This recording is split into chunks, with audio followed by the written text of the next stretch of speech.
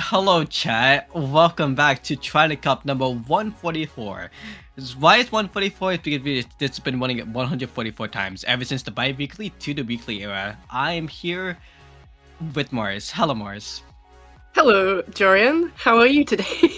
Good. Surprisingly, I'm not on the streamer side. Surprisingly, CKK is back, and Naga is actually relaxing for the weekend because they're going to be streaming some kind of big zone tournament tomorrow. I don't know what that would be, and totally does not practice for tomorrow as well too. But in general, though, we're going to be seeing the first team coming out. We are going to be seeing winners back at 1-1. We are going to be seeing 27 teams, of course, too. We're going to be seeing Al Pollo Loco and the Irish Monarchy.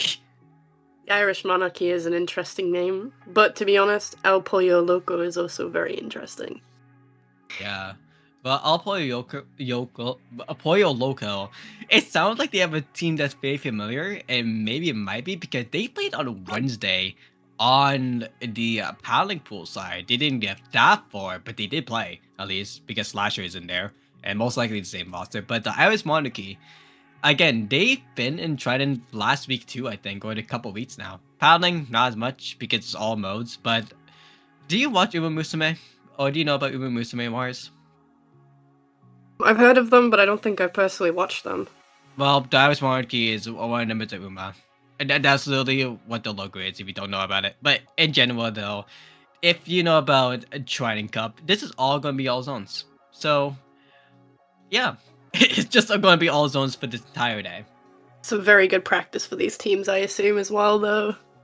Well, it is if they're going to be playing in the NA League, which because it's a European tournament, maybe not, but maybe for the European Championships in the future, that might be coming soon. Who knows? In the summer times, in the fall time, maybe.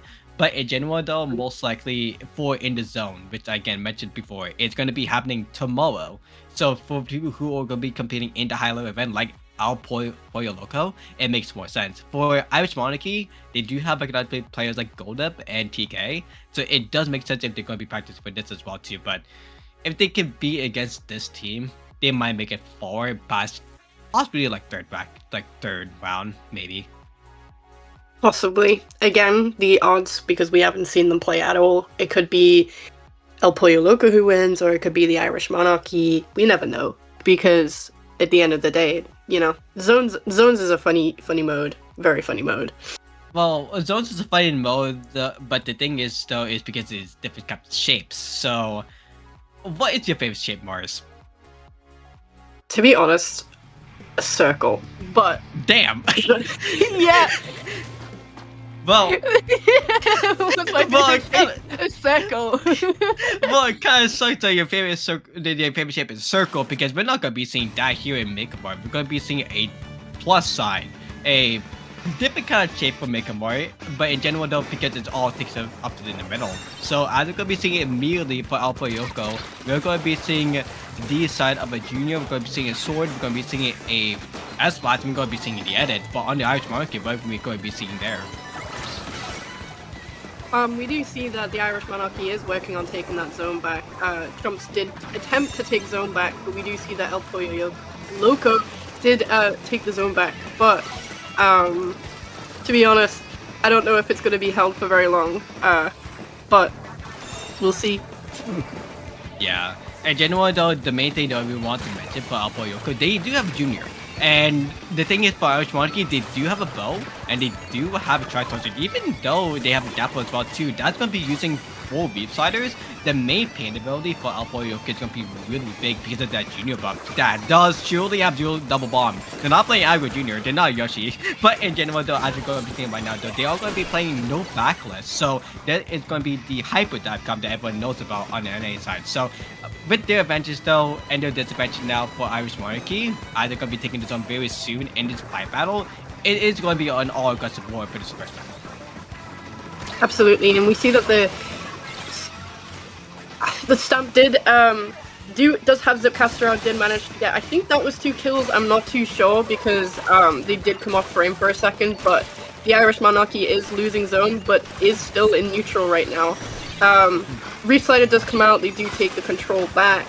The Stamper right now is in a little bit of danger, but they do manage to reposition themselves just to get to a better position.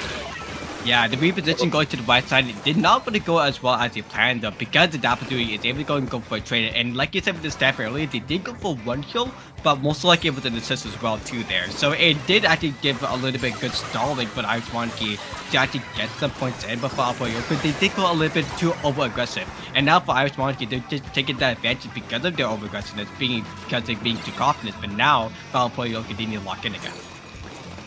Absolutely, and all of El Pollo Loco is trying to get themselves back into the zone right now. That Zipcaster is out again on the side of El Pollo Loco. Oh my god, that's a tongue twister. Oh, yeah. They do manage to take the zone back, but we do see that Super Jump did come out on the side of the Irish Monarchy right now, just trying to keep themselves back in and get that zone back. And we do see that they are slowly but surely taking off members from El Pollo Loco, which allowed them to get the zone back. 2 members down on the side of El Pollo Loco right now, and only 1 on the side of Irish Monarchy.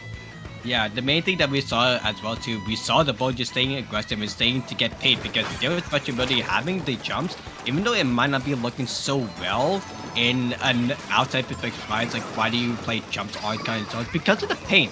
And as you can see in the paint side, like even though it invades all over inside the side of Alpha Yoko, they gave us Damper and it gave us the Triton the ability to sneak into the base, even though they didn't do that now because they all died. If you thought that earlier, they were able to sneak in too. So Mars, Yeah. as you can be seeing for Alpha Yoko trying to fight back now, but again with less pain of actually because of Dapple and the try, actually now winning in that fight right there because Dapple won that.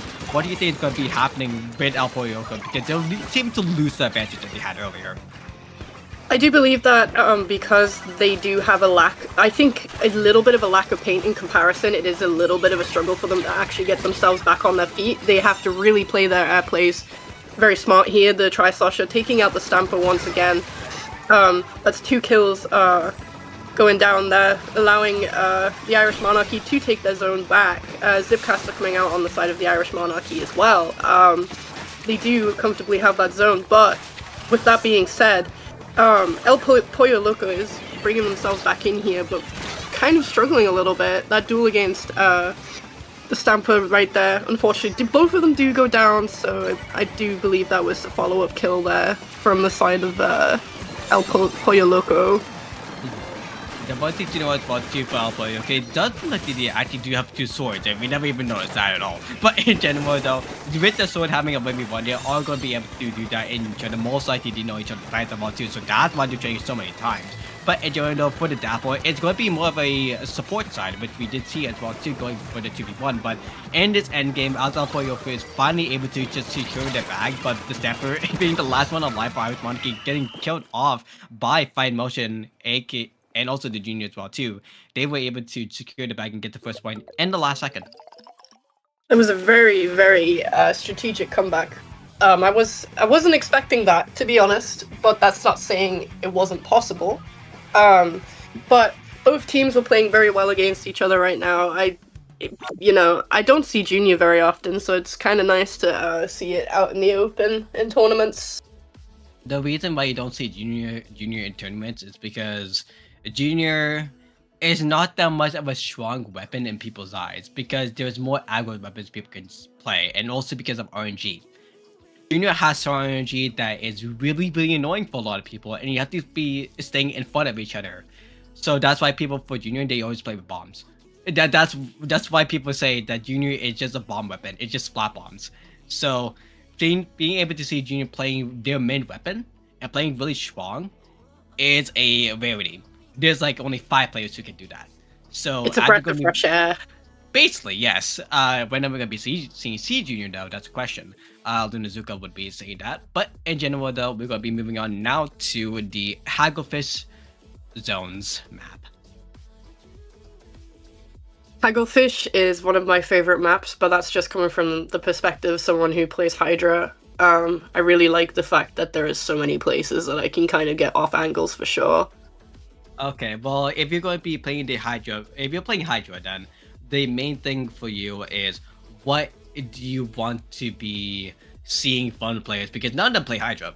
We're not even using a sniper to say. Like, if you're being in another perspective, who do you want to be seeing in that kind of tent area? We did have a little look. I don't remember which team it was. I think it was El Pollo had the edit. So I do believe edit would probably be playing up there or somewhat back, depending on how well the team can keep them in play, especially with the fact that this map has a lot of flanking positions, and if you're not careful, you're going to have someone coming up behind you very quickly. So you say the try is going to come back then? That's basically what you're saying. I have a small suspicion try might come back, yes. If the try comes back with the sword, honestly, that might be a double down. But in general, though, for Alpha Yoko, they didn't have the try. That was Irish Monarchy who had the try. So if they do have it again, they'll be risking the left side or the right side a lot. They'll need to be fluctuating, going there back and forth. But for Alpha Yoko, they do have the S-Flash, and that's the main thing we'll want to see a lot more. Because they're going to be having the corner spawns. But hey, look at that. You called it correctly, but look, there's something different too. Heavy. I think. Yes. It is heavy. It is regular heavy. It's not heavy deco. It's so, the regular heavy, what does the kit have is the question. We do see that the Reslider did come back. They do have that cooler. Both teams have cooler now. Well, they already had cooler before, I'm pretty sure. But we do see that first zone did go to El Pollo Loco, but Irish Monarchy did take it back very quickly. There is that I'm surprised that did not kill them. You love it anyway. Hey, in general, that killed them, so that's nice. But in general, though, that is going to be the heavy edit going down. The sword is going to be winning for the side of Alpha Yoko, but at the same time, team fine motion on the Dapple dude is going to be getting killed off by the sword and the S5 that was going to go on for Alpha Yoko on too. And now they didn't cap the zone. No, they haven't. But that Booyah Bomb did allow them to get a little bit more space just for the teammates to follow up on taking that zone back. They could have gotten a little bit more points, but I'm assuming they would just wait until they knew that they could take it back set in stone and actually reposition better. I keep forgetting what the special is. Wavebreaker. Wavebreaker did come out, but it gets destroyed very quickly. I'm assuming it's just for the fact of like sheer power of just weapons that are on the enemy team for taking that one out. Control is being lost right now. But we don't see many members of the Irish Monarchy right now getting back into zone. Struggling quite a bit actually against the S-Blast, I think, and both the sword, I think. Yep, that's the sword for sure. They're going to be messing with the sword and they're going to be defending a little bit. But hey, the double is going to be going down. And since that too, that's going to be the junior going down. For fine motion as a Dapple player, for them, they were having a lot of issues. For the rest of the team, they were having a lot of issues because, hey, general though, hey, because of the reason we can say this, they were lagging. They were lagging pretty hard. There was a chance that the junior was going to DC, but they didn't DC surprisingly. So for the Irish Monarchy, they were just able to coordinate with that because they know that they're going to be having a little bit of laughing and they're going to be teleporting. But because they were dancing around so much, the Dapple knew what to do because they're playing like a Dapple, so they were able to coordinate with that. And because of that, in general, we're seeing them for the Irish Monarchy going all the way through. Absolutely, and we see that Irish Monarchy right now has taken the lead, and the pressure situation has completely flipped itself right here. We see El Pollo Loco really just trying to get themselves out and rotated into the zone right now. Really playing it risky here, especially with trying to get that zone back. Unfortunately, as Junior did go down, and yep. In general, though, I'm real surprised. It might just be the spectator lag going to the junior player, and that's why they were teleporting so much, because European NA connection, not fun. But in general though, if for the European side, because again these two teams are most likely European, so they're going to be having smooth sailing. And again, saying about fine motion and bounding against a junior, able to capitalize and trying to counter it every single time. That's the main thing that we wanted to see. Because if the junior's gone, no paint. If the Dapple's alive, paint and battle. Literally. And as you could tell, that was kind of the backwards and forwards between both sides, really just trying to take out the efficiency as much as possible to kind of break up the team comp just that little bit more to allow themselves to get themselves in. Indeed, because if you take off one of the players there, like say for the Irish Monarchy side, even though they won, if you took out one of those players, the heavy wasn't able to go in because they had the Waybreaker to come back in. And we saw in the start of the game, with one of them going down and the heavy going down, El Pollo Loco was able to go in smoothing sailing because of Slasher, because of Eyeless, the Edit, and the Stamper. Both of them are the aggro weapons that you need someone to come in through. And like we saw earlier too, but them not capping the zone, when the main objective was to cap the zone, they did wait actually a little bit more, like you said, to be secured, to paint in the zone, and to actually get stability and solidarity in their plat, because that right snipe is really crucial. And the main thing too, that map is really small. Absolutely, and because the map is small, it does make a lot of plays very, very close together, which also makes it very risky for certain weapons to try and get themselves in, because they do risk, they do risk... Dying. I can't word. They risk dying. That's basically the main thing you'd say. They risk dying. Yeah. There we go. I don't know why I forgot. Well, like, there could be other words because they lose control of the zone, they lose control of themselves, and at the same time too, they overaggress. And overaggression in Splatoon, depending on what weapon it is the main pressure. But in general though, we are going to be hopping into Mommy Moving Zone. This is a Toon Zone map, and this is going to be an issue if there is any trades. And we are going to be seeing one trade. That's going to be the 52 count.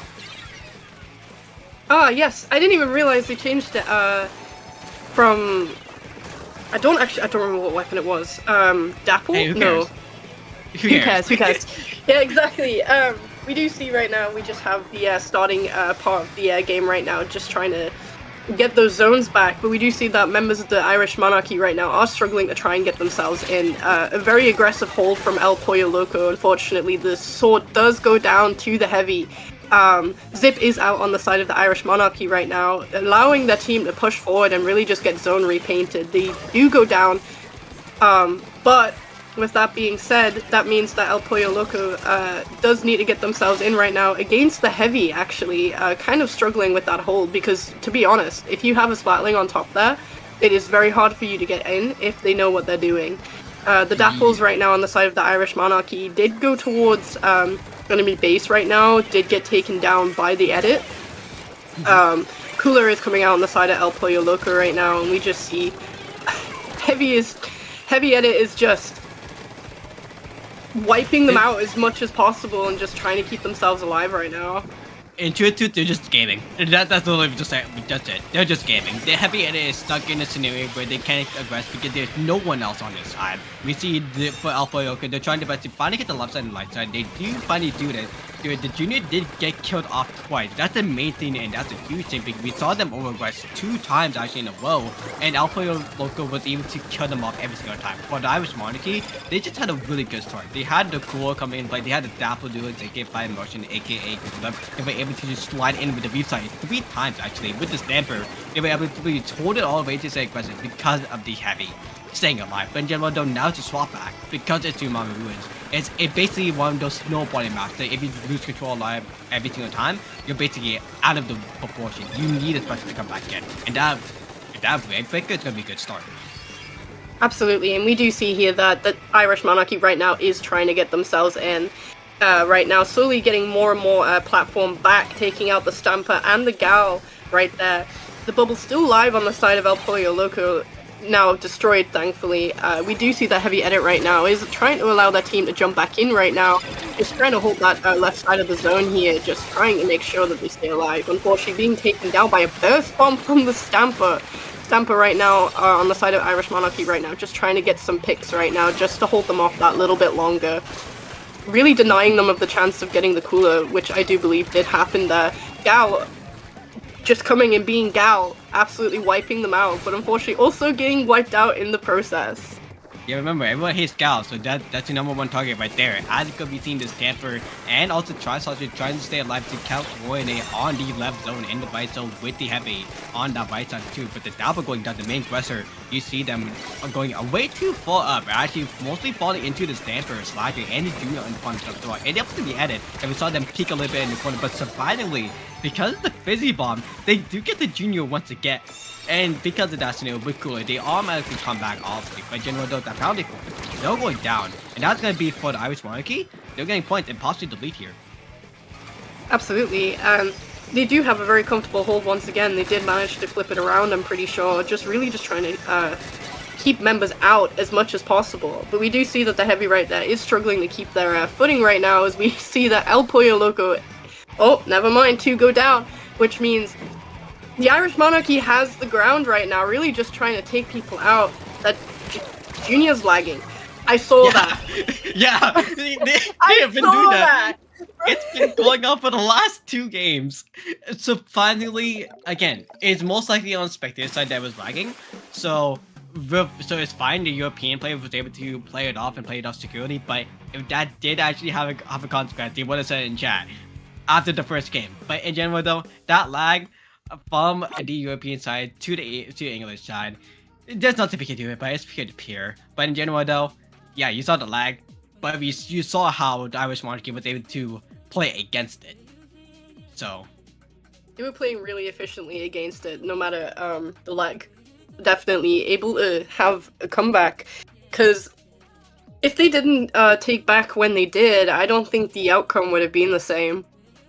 Yeah, honestly, like, if they were playing a weapon that wasn't less predictable and just playing sporadic, it would have been an entirely different game. Like, say if it was a shot, say if it was even a 52 gal that Alice changed to for Alpha Yoko, it would have been completely different because of the different place and different mindset. But in general, though, that is going to be the it, honestly. The Uma Musumes is going to be winning for another set before they're going to be fighting against Seed 1.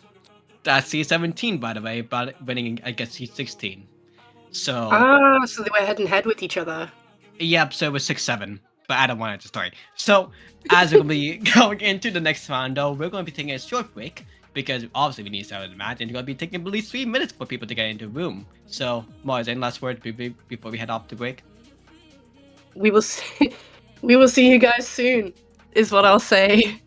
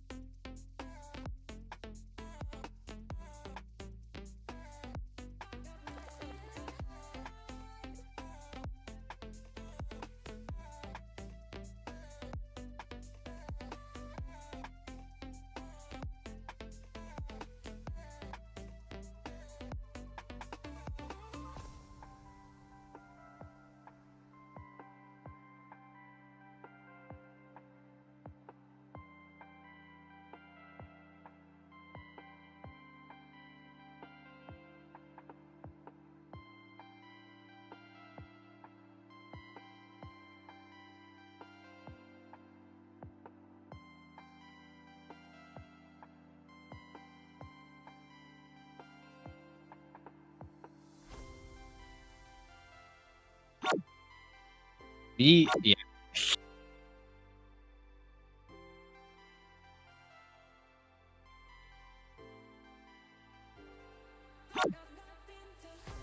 Meow, everyone. Welcome back to the Triton-Cup 144. Morris, I totally did not do that intentionally, but at the same time, too, I did. So, haha, get funny. Hi, Mars. Hello, Jorian. Welcome back to Triton Cup. We are going into the second set of the stream tonight. Against Counter Meta and Zipcat. Yeah, so you see by the meow when you said it earlier off stream, Meow. right? That would be actually pretty nice. Meow. So, yeah, Zipcat versus Counter Meta. These two teams are going to be your seed number 8 and seed number 9, as usual. Zipcat saying seed 9 seed because they don't play that many tournaments in general, but at the same time, too, they are improving. We did see them in a previous season of Sendu for the center team rating. They did make it up like all the way there. I think it was like season 7 or something. But for Captain Meta, this is a pickup. And you should know this pickup because it's Asias, Awu, Kenshin, aka Aka, and Yoshi's. They usually play a lot with each other, but this is I think this is the second time they're playing with the same team. Because they play on Wednesday as well too. I did not know that. I'm not very well versed with a lot of the competitive teams nowadays. I've been kind of inactive, so it's really nice to be able to just get back into the groove. That is an interest. They are both interesting team comps. Holy. Yep. For the orange, it's gonna be Zipcat, by the way, and for the blue, that is gonna be Counter Meta. So the colors are swapped right here, but we're gonna be getting get swapped really soon. There we go. They ads are gonna be seeing right now into the weapons. What we're gonna be seeing, of course. We do see that on the side of Zipcat, they do have Vanilla Blaster, Zimmy. I think it was Zimmy. Yes. Pencil and a Slosher, and on the side of Counter Meta, we do have Enzap, Gal. I don't remember the type of dualies it is, and also Bamboo, which is very interesting. I really like to see people playing niche weapons because you never know what they can do with them. And the one thing to know as well too, that Bamboo that they have is going to be the Bamboo Mark 2, if I remember correctly. That's going to be the one with chumps once again, because it's zones, we need paint. But the Imperial 5 dualies that you don't know about is going to be the one with Slackdown, the most annoying one from S2 going into S3 coming back once again. But as you're going to be seeing as well for Zipcat, we're going to be seeing them playing the Tri-Saucer, the Season 3 Tri-Saucer, aka the Rusty Tri-Saucer from the Embers brand, if I remember correctly. That is going to be having screen, so when we talk screen on there, it's going to Tri-Saucer in Game Alley. We're explaining the game as it's ending. Yep, basically that's it. Lord. Yep, that's it. As we were talking, it was just gradually going down. I was seeing it like this zone is not being contested whatsoever. Yep. So this is the very easy win. Yeah. So this is Itchy fighting a random comp with a really more aggressive comp that everyone knows is annoying. So as you're gonna be seeing it with no weapons on, with some maps on the screen, because that's gonna be the one button. As you're gonna be seeing the blank button that was actually used for a different overlay. Right now, we're gonna be seeing the map screen overlay with the winner going to the side of Counter Meta. That was a very quick game. Both teams had very interesting comps for sure. I don't know. There was no contestion, which is what surprised me. Well, they were countering the meta. So like. Good point. Is there anything else to say? Like. There we go. They counted the meta right there in the first game. They counted the meta. And the funny thing is too, the first map being Humpback, we usually see it in Rainmaker. We usually never see it in zones, or we see it the second most times in zones because Clampless doesn't exist and tower control is a mess. So like we see Humpback zones a lot more times as a more of a dodgy pick because it's so big. But in general though, the zone is so big, it's more of a rectangle and more hills, so the Tri-Saucer would have been fine. But no, Counter Meta was able to counter the meta because they were playing some really good tryhard weapons. And now we're gonna be moving on to Blind Water. So saying about the Hydra, Morris, how do you like this map being a Hydra?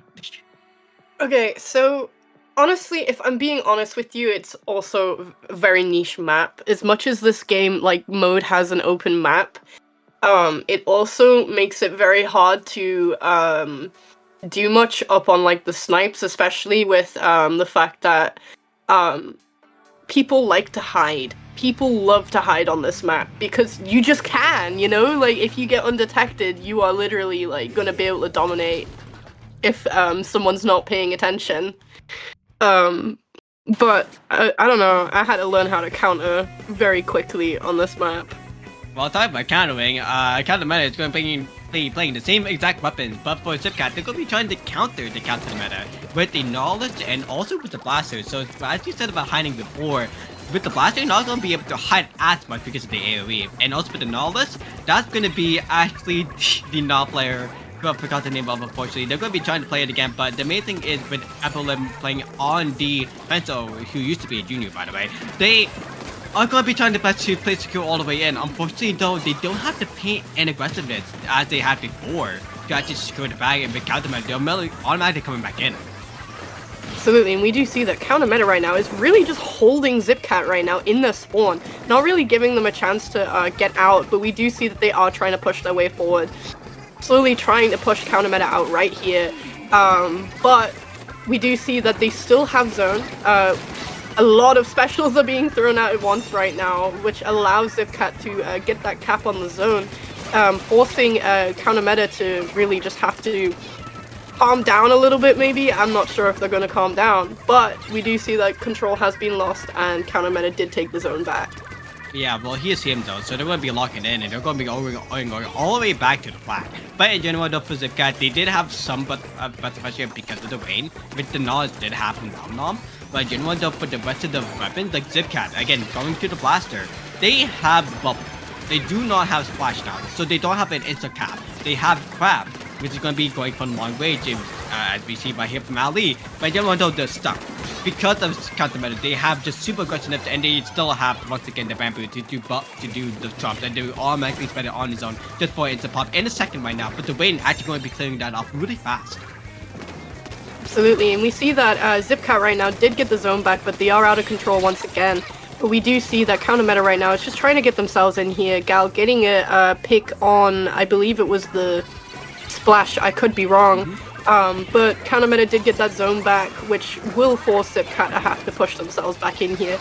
Not really getting a chance to move with a lot of specials right now, really just tracking the members, especially on the side of the killer whale. But that does not stop their pursuit as they are trying to get in the blaster, just trying to get some picks here. A lot of members on the team getting a double and a wipeout actually, which allows them to just have a little bit of a second to breathe right now. But will that be enough? Again, the breath of fresh air for Zika is huge, and that's what we need to see. But because of the bamboo holding onto a Fizzy Bomb, again, they fell off. Not finding the player, but having the Fizzy Bomb find the sneaky player, they're going to be able to capture the zone really. Because again, for the bamboo, even though they're not as strong, with the Panther having a 2-shot, they are fast. It's basically like a shotgun, basically, for pinning. So that's why we see the cone zone being able to insta-cap with the Dooley into play. But as we're going to be seeing them just going into a 1v1 headfight and winning against the blaster, I think, right there. They're going to be able to hold on to the zone once again. And once again, Zipcat is back in the plat, being snuck in the snowball scenario. Absolutely. And we see that just counter meta is really just trying to stop Zipcat from getting out onto the zone right now, but we do see that Rain is painting a lot of that left side of the map right there, allowing them to take the zone because it did force counter meta to move out of the zone right now. Blaster right now just trying to get some more kills right here, one of their members going down, but also getting a trade, but also going down as well. We do see that control is lost. I do believe Zipcat is only 2 up right now with people respawning right now. Which did put them at a disadvantage, but we do see that counter meta right here is just trying to get themselves back in. That's all they can do, really, just force them out as much as possible. Indeed, but we see Nuwam able to get the double here. One being in the off angle, one able to be the straight angle, and that being almost in the off angle, but getting all the way through. Nuwam again, the main aggro for counter meta, with the Dooley able to secure and get a quad, basically right there. Nom Nom be able to shut it down just in the last second, but because they have Rain, and again, not the knowledge, not the other knowledge, has splashdown, they were able to get shut down immediately because of Messi once again, and that's why again, Jesus. But in general, though, that's a 2-0. This game was, in my opinion, a lot more fair in terms of their counterplays, in terms of back-to-back, instead of it just being one zone taken and then never again. It was nice to see both teams really just trying to go back-to-back with who can hold them out the longest to get their points. So basically, you could say that they're playing more smart this time, and actually, that's really good that we're playing more smart because they were able to just not get snowballed like what happened to Humpback. And thank God it's not like Umame, because honestly, if the RNG happens to be Umame, it would have been actually more in favor to the side of Zipcap a little bit because they had more of a chance to pick it there. And the funny thing to know as well too, by the way, Mars, the map picks is going to be by picnic system. Do you know what that is? So no. Is it? What did you say? The map system that is used for these two maps is by picnic system. So the how the maps are picked is going to be based off the player's decision. They get to decide the maps. Yeah. Well, not with the counter picks. That's going to be for round 3. So yes. Okay, okay. So yeah, they get to pick their own and then play off of those. Yeah, it gets randomized into a pool, and then they get spurted out into their own maps. And for Zipcat, they picked game 1. So yeah, Humpback not really good for them. Basically, we can say that. Oh God. Yep, that's what happened. Humpback is such a risky map, though, especially on zones. If you're not careful. Yeah. Lord. Yeah, but in general though, we're gonna be coming back to you with round 3 pretty soon because we're gonna be waiting for the set that is gonna be for 2.4. We're waiting for Blanks versus Lotoid Supremacy? Wait, it's Pokemon. Pokemon. So, yeah, it's a Pokemon. Do you know anything about Lotod? I don't know how to say it. You know what? I probably do, because one of my friends like spurt information about Pokemon to me all the time.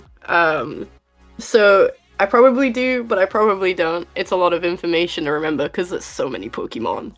Well, you can gawk all about it in voice text in the voice text channel, but in general though, we're gonna be coming to you right back pretty soon because we have a break. See you soon.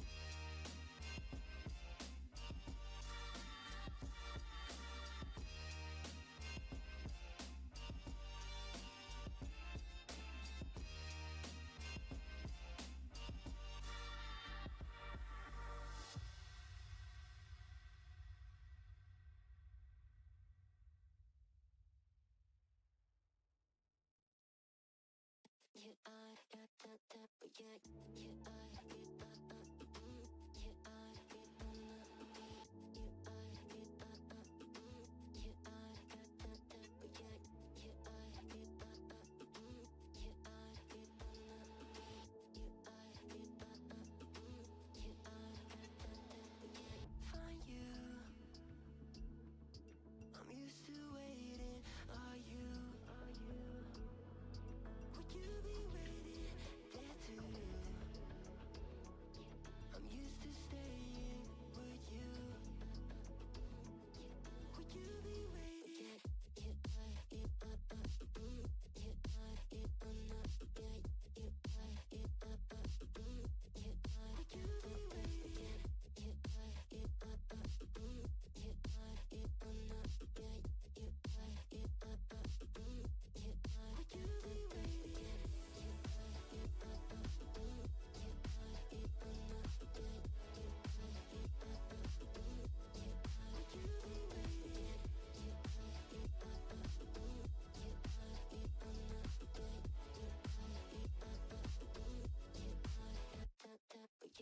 Find you.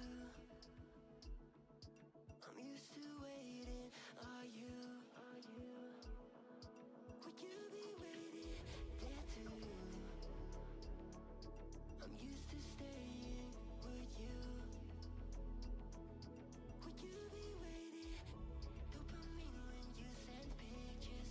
When you send pictures. Can't be waiting.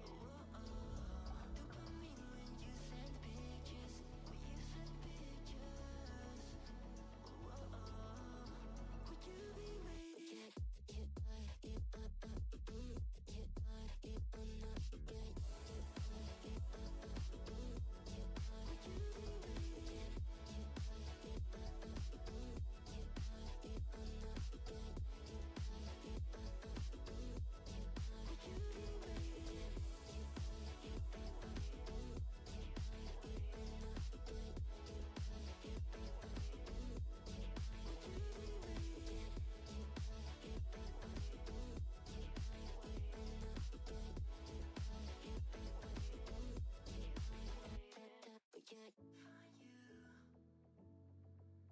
I'm used to waiting. Are you?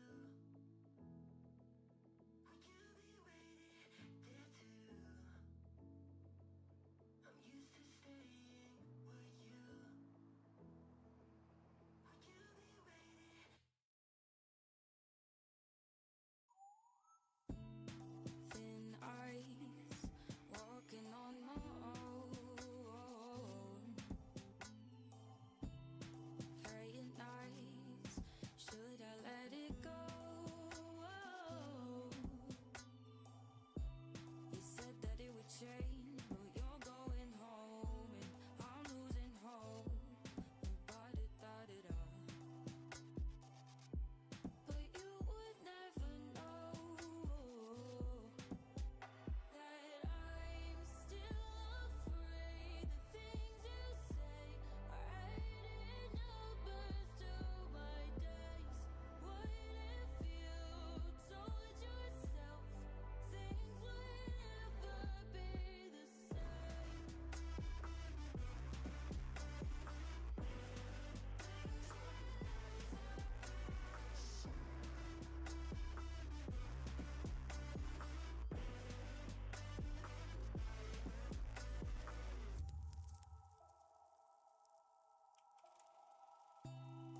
Countdown, feel the ticking in my ears. No, is it near the end? Fade out till I disappear. No, 'cause look the other way, only you face to face. Words they float away when I'm losing the race. 'Cause I can't play this game. 'Cause I still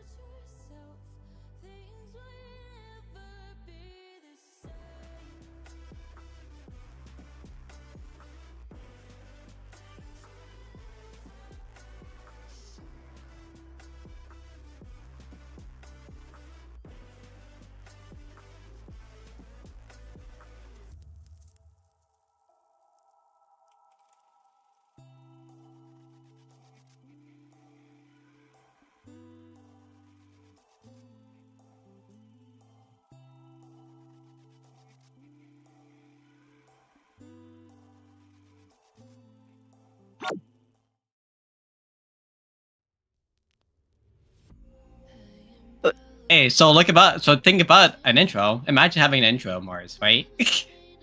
Overrated, you know? Yeah, Just a yeah, little bit. yeah. No, right? Like, imagine having just like regular text, like, look at that Need cursive. need a pen DM.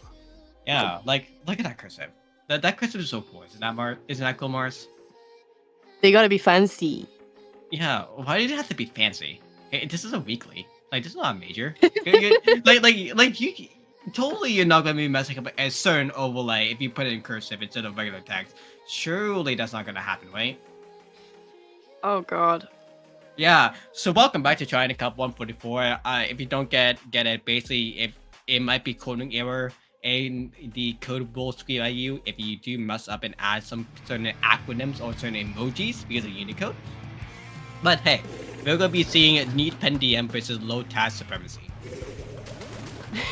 Going straight into it.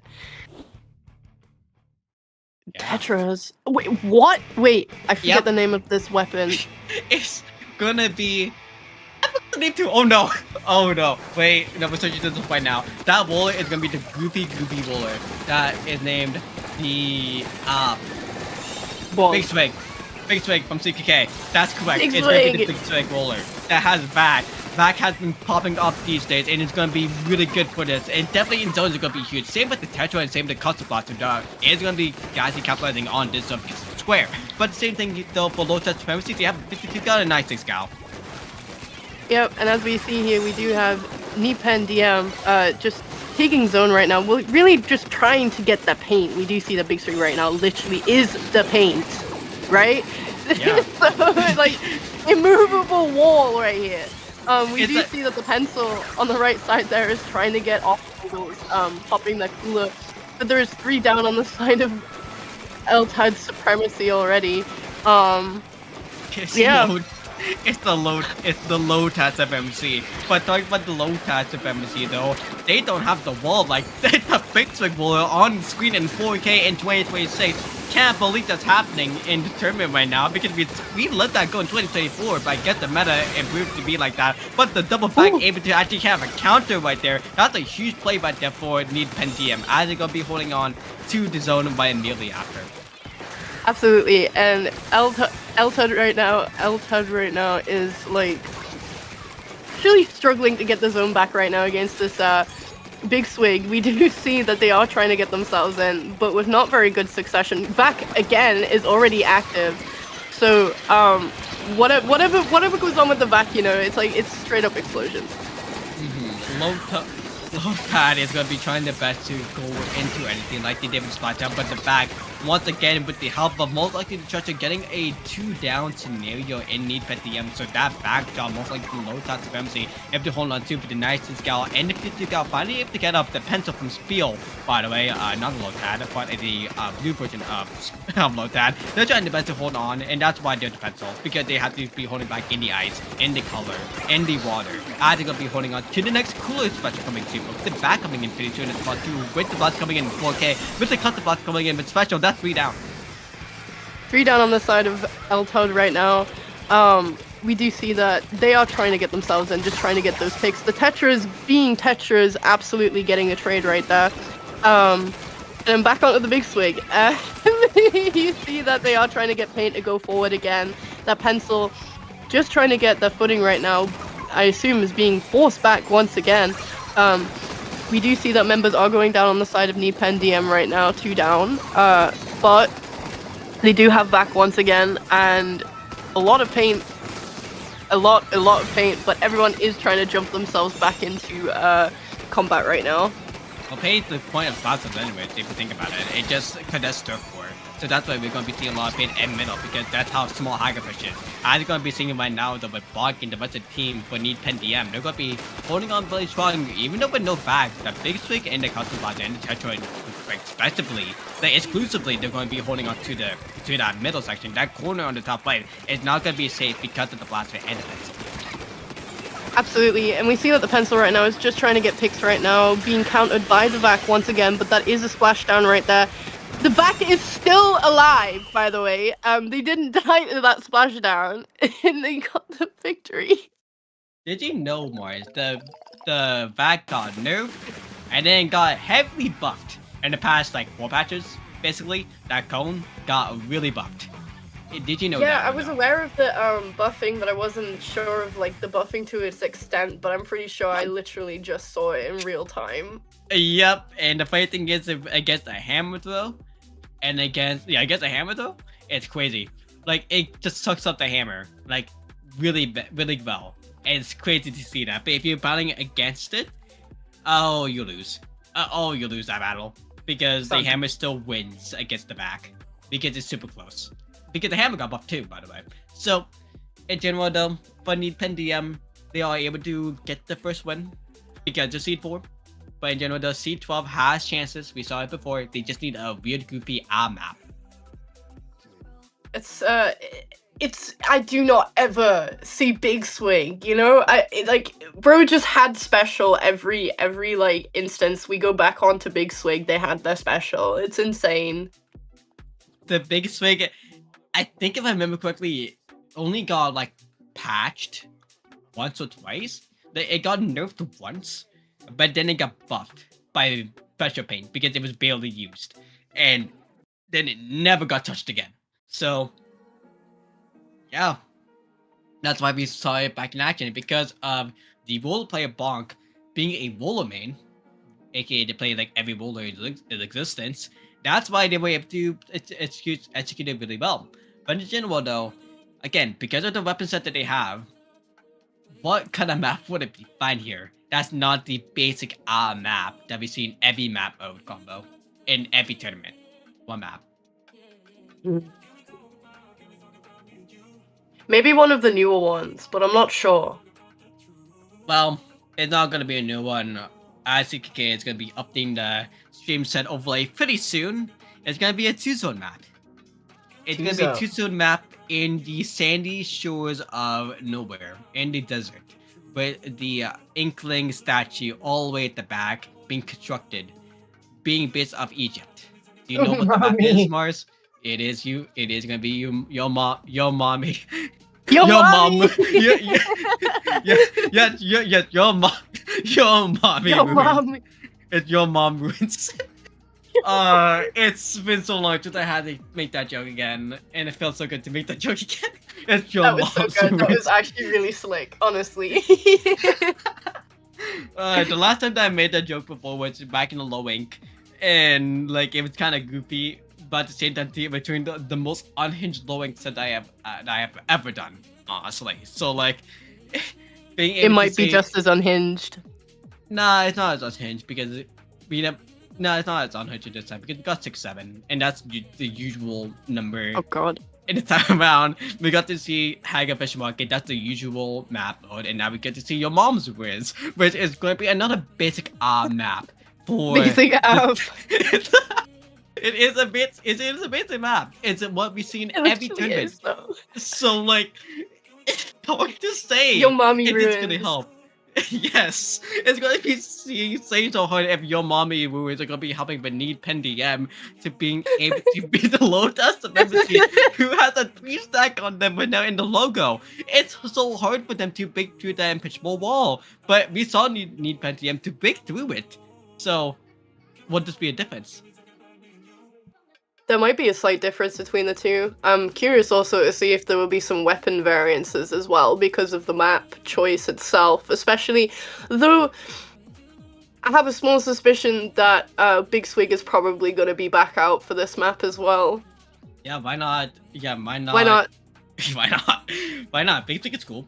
We need more Big Swig gameplay in 2026. Like that thing has been gone in the depths for a while, just like the bamboo has been gone in the depths. But in general, though, we most likely gonna be seeing the 96 come back again from low test supremacy. We're gonna be seeing the other duos coming back as well too.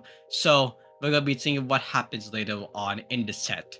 I'm gonna be seeing everyone come back in soon enough. But in general, though, there is still 3 picks left after this. So after this, if low test supremacy wins again on this map, and then Need Pen DM wins against this map, it's going to go into a game 4 and then into a game 5. But this is the best of 5, so first to 3 does move on to the next set. Yeah, so for example, Neat Pen DM would have to win these next 2 games to go straight on, or they will end up going to game 4 and 5. Indeed. And honestly, if we do see the Need Pen DM actually lose the set, it's gonna be a main issue for their mentality. So if they do lose this in mentality wise, it's gonna be really heart shattering because Need Pen DM again, they've been playing these tournaments in a full round now. But for Lord That's Supremacy, Zen and Muffin, they've been playing pretty more often. But for Tan and Mag, this tandem might not be the Canadian Tad that we know of, who's actually going to be playing in LCS this Sunday. But for these players, they seem like they've been taking a break, and it kind of shows that they've been taking a break. A little bit rusty. A little bit. You gotta put some oil on those joints, guys. You know. Some oil? You mean some coconut oil with some coconut water and some mango juice and Coping some, oil. and some something like a Jet 2 holiday where you can save 50% off for a family of 4. Nothing beats a Jet 2 holiday. Yeah. Yeah, we can take 50 pounds for a family of 4. Well, we're going to go to the desert anyways. And since you're from the UK as well, Mars, what would be the best holiday that would be correlating to Mama Ruins as we're going to be waiting for the map to load very soon? Honestly, if I'm thinking of, well, obviously it's an Egypt theme, but a lot of people from the UK actually travel to like the Canary Islands and stuff, for example. Interesting. Well, for here in the northern islands of Canada, we would be mostly going to like PEI or something because that has a lot of like cool statues, cool walks they can climb, cool for mountaineering and all that. But in general, though, don't go to the mid states. Definitely in the US. Do not go to the mid states in the US as well too. Do not go to the mid states. There's nothing. Same from Riptide. There's nothing. Yeah, Damn. going from Riptide. There's nothing. So yeah, the most drivable states in United States and Canada is the middle states. So don't go there. But in general, though, as they're gonna be still waiting for the players to get into the room because they had the room reset actually like a minute ago. We're still waiting for everyone to get in the room. So as gonna be starting in for more conversations, what do you miss about Shifty Stations? Because that logos that you see in the middle, those are from the Shifty Stations in Splatoon 2.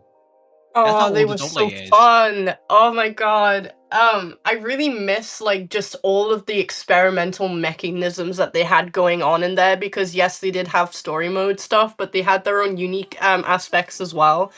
If I remember, there was a map specifically where you were playing and you had to like to continue through the map, you had to like hold a zone temporarily and then it opened the rest of the map. I found that really cool. That was the mirror, like that was like the Great Mirror Maze or something like that. Yeah. That one was annoying, and the weird thing is too because it was like an actual like encapsulating box, so you kind of like aim over it. Like I think if I remember correctly, because there was like a roof, so that one was really annoying. But in general, though, like the one with the rails, that was really cool. But the most like fun one, I think, it's hard to remember all of them because it was like 16 to 24 of them. But hey, so many. Yeah, but talking about so many, there's so many map mode combo for Splat Zone, so I'm gonna be going into one of them with Splat Zone on more ruins. We are gonna be seeing that double gal again once again, but look at that, we're seeing the big swing ones again. Let's go, big swing! And looks like the team is swapped once again, and there goes the DC. Oh lord. Yeah, the team was swapped. Most likely someone did not put on the correct teams because they put it low touch supremacy on Alpha and Need Pen DM on Bravo.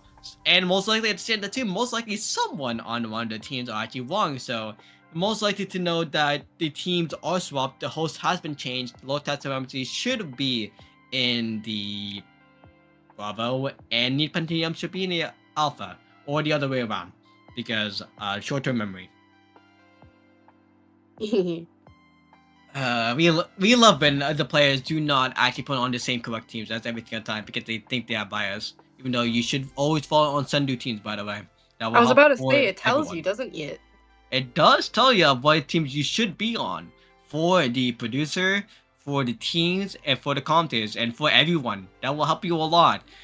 we know that Bravo team has some kind of advantage for some kind of reason. That's why people go on Bravo. But like, hey, for the stream and for everyone, please set the teams correctly for what teams you should be on, the sides you should be on, as it says on Sendu. It will help a lot. It will help you and everyone get on track. Thank you. Yeah. That's everyone told. That's everyone told. Literally, I got nothing else to follow up on that because Yeah. it's true. Yeah. You don't know how long we've been waiting here for multiple tournaments, just waiting for teams to get set up, and sometimes fighting to figure out what side they want to be on. Trick for Stone Supremacy. I'm saying Set like in you. stone. Yeah. Yeah, there's some teams. Guys, that's set in stone. You can't change it. Yeah, there's some Unfortunately. teams. Well, technically you can change it, but technically it's just for a PB though. Like that's the main thing. If it's a PB, you're fine. If it's for Yeah. 8, that's fine. But if it's literally just for a literal event, like a tournament like this, remember, every time that you're stalls the rest of the tournament. So like we can see right now, with the rest of the tournament that's going on right now, all the games right now are either on game 4 or game 3. We're stuck in game 2. God help us all. We're stuck at game 2. God. We're stuck at game 2. And on Sendu as well too, it shows a little bit of a ticker as well too, or like a little bit of a ticker saying that it's on the yellow timing. It's like a gradient, like going from white to yellow to red, saying you're taking too long, buddy. Hurry Someone's up. gonna come in. Yeah, basically. But as we're gonna be going into now, finally into Mobile Roots with the Quebec teams, with all the correct sides as well too. Need Pendim is going to be on the Bravo side, while for Lotus Supremacy is going to be on Alpha side. They did swap teams, by the way, because of hosting. We are going to be now seeing the same episode we saw before, like you mentioned as well too. Would you like to mention again, Morris? Oh my goodness. Vac is already out on the side of Pen DM right now, but we do see that Elta did manage to shut down that push very quickly. That Vac did come out and give a little bit of pin on that spot, but it didn't really do much. We do see that Eltad right now has a bit of a dominant hold right now, opening the game right now, but we do see that Pen DM is just trying to get themselves back in here. Really, I'm assuming they would have to figure out a way to work around the gals, especially on this map, because chip damage is dangerous, especially over the corners, because you don't see it until it's in front of you.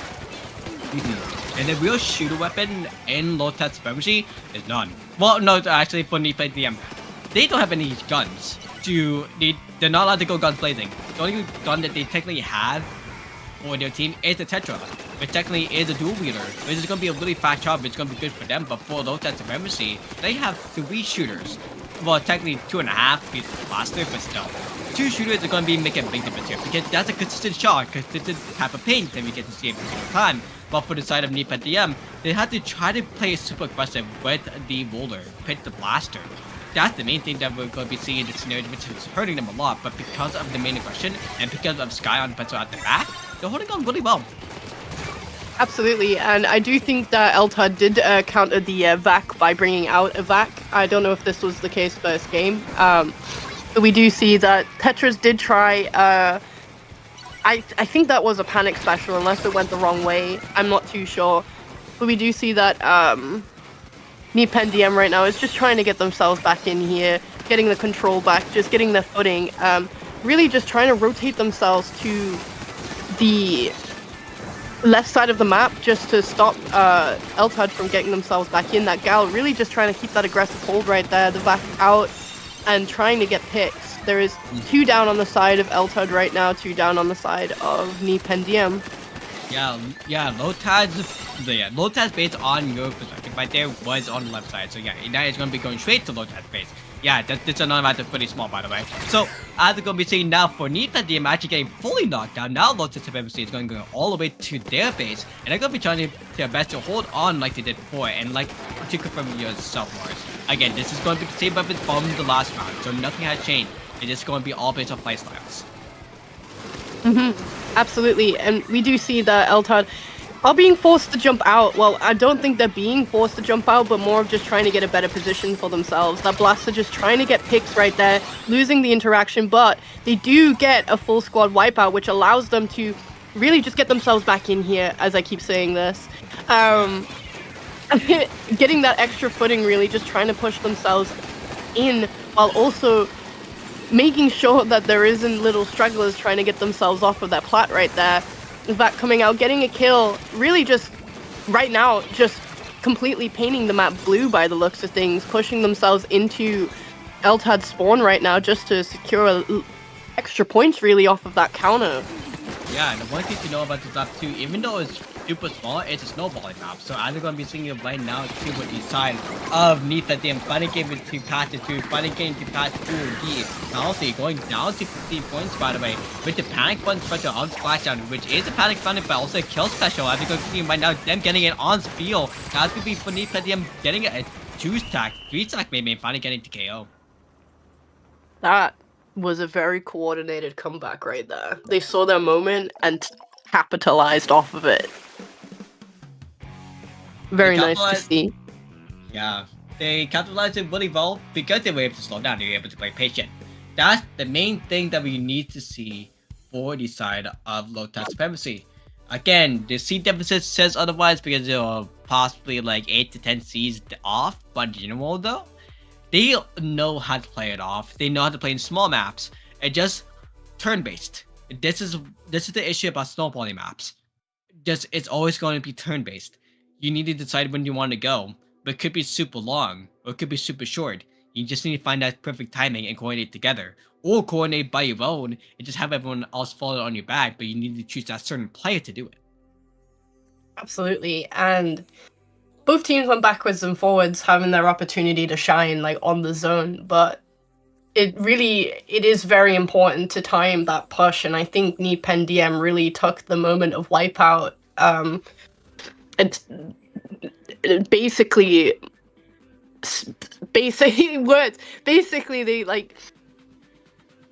they used it to their advantage. There we go. They locked in. They literally locked in, yeah. There we go. Why do I just not say they locked in? Literally, like, the best things you can always say is the most simplest things you can say. Because, you know, if you overthink things, it's hard to come out. Or it becomes really not English. And if it becomes not English, you don't know what they mean. Just like so many sayings from Apple TV's Plus show Sevens. You can see it's been a while since I've been yapping, and so I can say so much stuff, and I can stall so much. So, anyways, yeah, okay. How did you say it? It's a barnacle. Are you sure it's barnacle? No, it's not. It's not barnacle. I am. No. Oh, Are you sure? no! Are you sure? Are you That's sure? the Are you sure? Uh-oh. No. Are you sure it's barnacle? Because are you sure? Am I sure? Don't make me second guess because I feel like I'm right. Well, you seem right, but the chat no. That's the main question, because if you do know, that's good. If you don't know, too bad I guess. But you know what though? You are correct. It is barnacle, but is it actually barnacle? That's the question. It's barnacle and dime. Is it barnacle all the time? No, it's barnacle. Yeah. It's barnacle. Yeah, barnacle. Barnacle. Barnacle. Barnacle. Yes, it is barnacle. The context of why. Yeah, you want to know the context why? Because Splatoon 20. Barnacle and dimmer. Yes, specifically. Barnacle and dimmer. Yes. It's There we go. specifically that. You made me second guess this time. I was like, there's no way I got that one wrong. Yeah, well, no, in general, though, you're correct. It is barnacle and dime. We are going to be going straight into there, and we're going to be starting off immediately with the same weapons. Well, other than the rapid blaster. That's going to be different. What were they before? Oh god, blaster? Yeah, the blaster is going to be coming in for the side of low touch supremacy. That's going to be new because they changed off from the 52 guard from map correctly. Or no, they didn't change up from the 52 guard. That's still there. But it's going to be something. They changed it off into something, and now we're going to be seeing something else in the display. Absolutely. we do see that Lotad is just trying to sneak themselves in there. There was a vacuum duel going on a second ago. We do see that members right now are just honing in on the pencil player right now, but also trying to get rid of the Tetras. Tetras being Tetras, literally just forcing a diversion as much as possible, and it did work for a moment, but we do see that Lotad did take that zone back, and is just trying to push themselves up a little bit more without playing it too risky, but we do see that Nipen DM do need to find their way out of here without getting overpowered, really, just in general. Indeed. As you're going to be seeing right now as well too for those shots of FC, I think they are going to be finally breaking off past the penalty. We're going to be seeing right now all the way to for Nipen DM finally getting the zone back. Again, the zone is a square, so we're going to be seeing them flip back and forth every single time with the back specials, with the custom blocks going in with splash out. I think that was the change from the side of Lotus Emoji. They don't have the custom blocks anymore. They don't have splashdown. No, they don't. Okay, that's what they changed to. Okay, I was trying to figure it out. I was like, they did have a different special. But we do see that Gal right now on the side of Lotad is just powering their way through. Just trying to get those picks, going behind the vacuum user right now, getting that kill. Very, very disadvantaged on the side of Nipen DM right now because Vac is literally just paint, you know? It allows their team to move. Unfortunately, that jump out was not successful, which did further allow Lotad to push themselves in here right now. The 96 getting their position ready and just scoping out to see if they can find anybody with that chip damage. Indeed. As we're going to be going in even further now, going past the 2-minute 45-second mark, we're going to be seeing how well everyone is going to be able to play through. As we're going to be seeing the 3-2 penalty mark going down off the bat, and we're going to be seeing the right immediately onto Spiel from the side of Nipen DM. That's going to be, again, the penalty shipped over, but Nipen DM needs a little bit more solid time once again. Absolutely, and we see that Nipen DM right now does have that little bit of hold, just getting the points off of their zone right now, just to continue getting the lead, really. We do see that members of Lotad are trying to get themselves back in here right now, rotating from the left side, really just trying to get themselves down without getting detected. That blaster did get detected by Killer Whale, so they are forced to move themselves forward right now. That Reef Slider coming out, allowing the blaster to come in, but we do see, oh, nice trade from them. I was gonna say, I didn't notice this, but they did take the lead right here, and I really don't think Lotad can get themselves back in time. Yeah, it doesn't look like it, and that's going to be the 3-0 sweep, immediately going to the side of Nipen DM, and with that, that's going to be them moving on to the semifinals. I really like seeing weapons that I don't usually see succeed. I don't take sides, but I love seeing. I just love it. It makes me very happy. That is just the beauty of weapons in general, and the beauty of flexible players, honestly, as well too for Splatoon. So with that, like, you're going to be seeing Nipen DM being able to move on to the semifinals for low touch swim. They tried the best, but in general though, the best cannot be good enough because you're about to get seed number 4. So yeah, a little bit of issues, Yeah. but hey, they tried. If you don't try it all, you'll never know if you can succeed at the end of the day. True. So with that, we're gonna be going into a small break, going for the next round, which is gonna be. Okay, I'm not gonna be gonna say it, but we're just gonna be moving on to the next round. Mars, do you have anything else to say before us commentating our last set? Big swig. Cut it.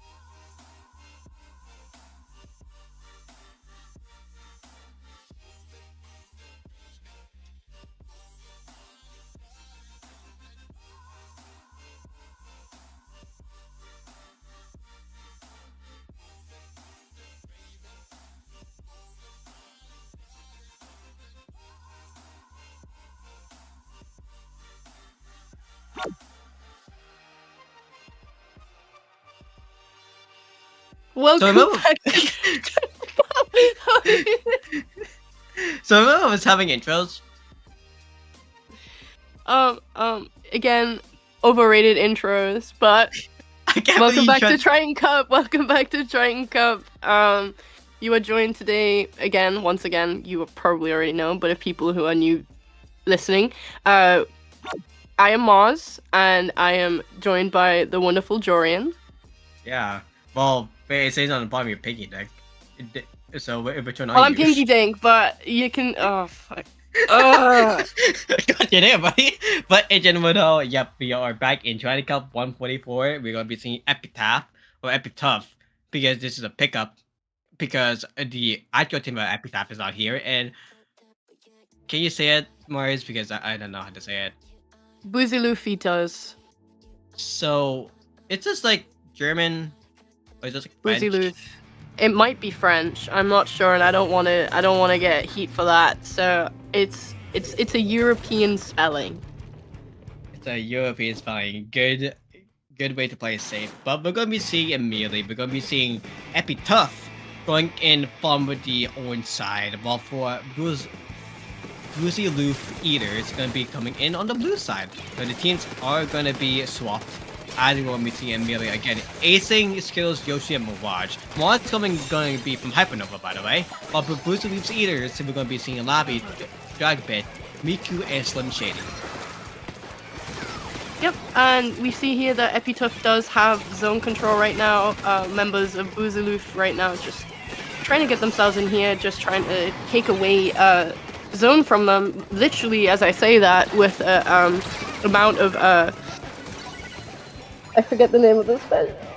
Strikes, Yep. yes. But we see that Yep. Epitaph does take zone back right there. Really just trying to push out Boozy Loof right now from being able to get their hands on the zone right now.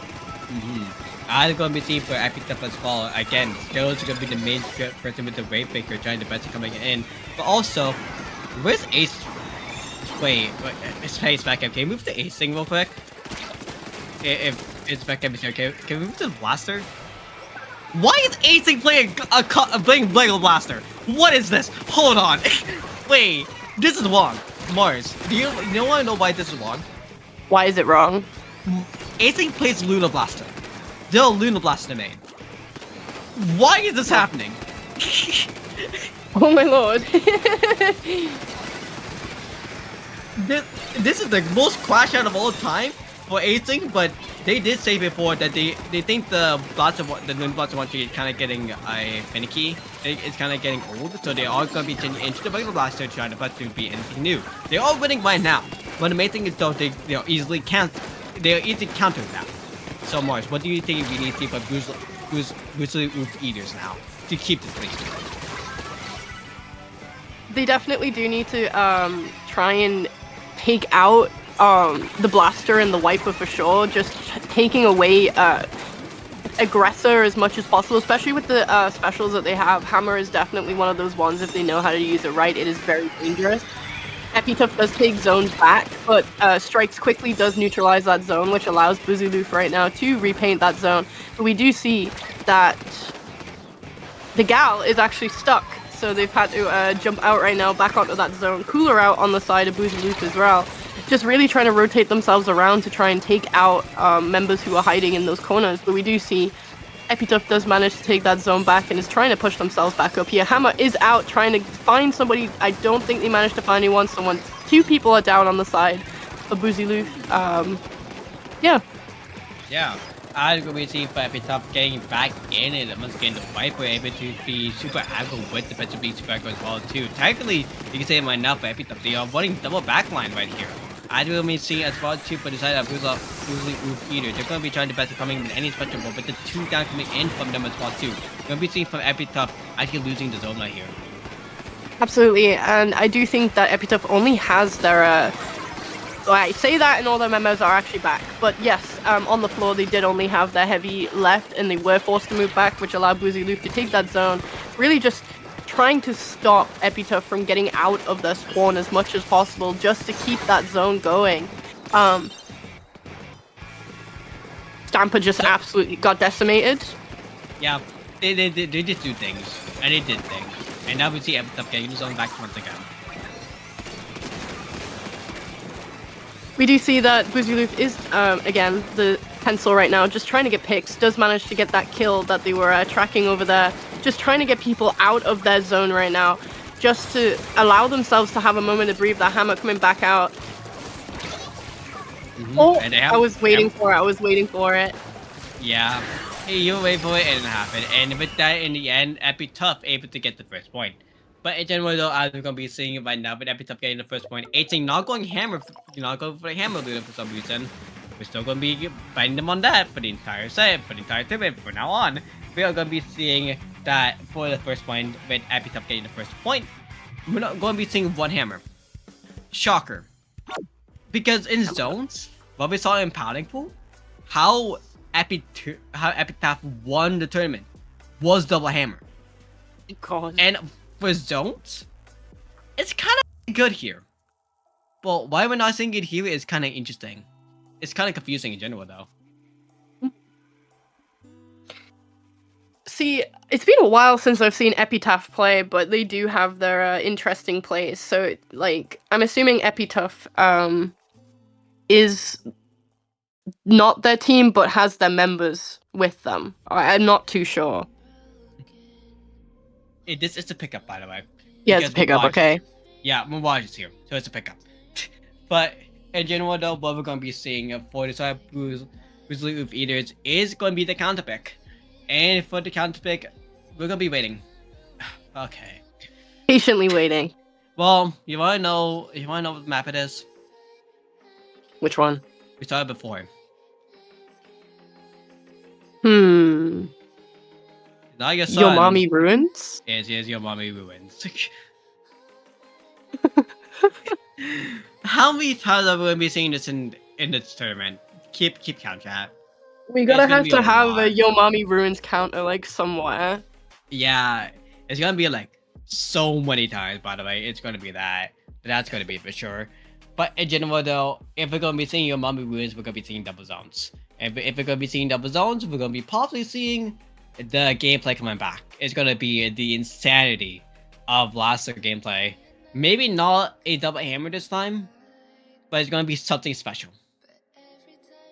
They're gonna quite literally blow it out of the water, probably. We'll see. Yeah. They're gonna be burning the house down. They're gonna be burning that statue. They're gonna be burning the monument of, like, Isa or something. The whole thing. Yeah, the pyramid's gonna get built finally. It took like 4 years so far for construction. Like, when the Jelly's gonna finish it? I know, right? You know, like, how slow you gotta be? they really just fired some jellies in the last 2 patches ago because because of Nintendo Switch 2. They literally just fired some jellies. Like, when is the pyramid gonna finally be finished? Like, come on, man. Oh my god. We are now logging in back into the Mommy Ruins, or Your Mommy's Ruins, where there is still some construction on the bottom and on the top, but we're going to be seeing some specials and some differences here, if there is any, of course. To be honest, I don't think there's much of a difference besides there is now a bubble, unless there was a bubble before and I was not able to see it at all during the match, but I don't think it was there last time. It was not there last time, actually. You're right. It was the Splashdown Blaster last time for the side of the Boozyloof Eaters. So as gonna be seeing right now coming in through for the side of Boozyloof Eaters. That is gonna be 92 points remaining, and that's gonna be for Epitaph as well too, holding on to 90 points remaining. This is just the start of the game. Anything can happen. Anything can happen indeed. We do see that Epitaph right now is just trying to get Boozyloof off their backs right now. We do see that Boozyloof is moving themselves backwards right now, but it could just be the fact that they are just trying to reposition and have a stronger push just in case Epitaph does make it pass through. Control did get lost, but we do see that strikes are out on the side of Boozyloof right now, allowing them to keep that zone. We do see that Epitaph right now really is struggling to get their footing right now.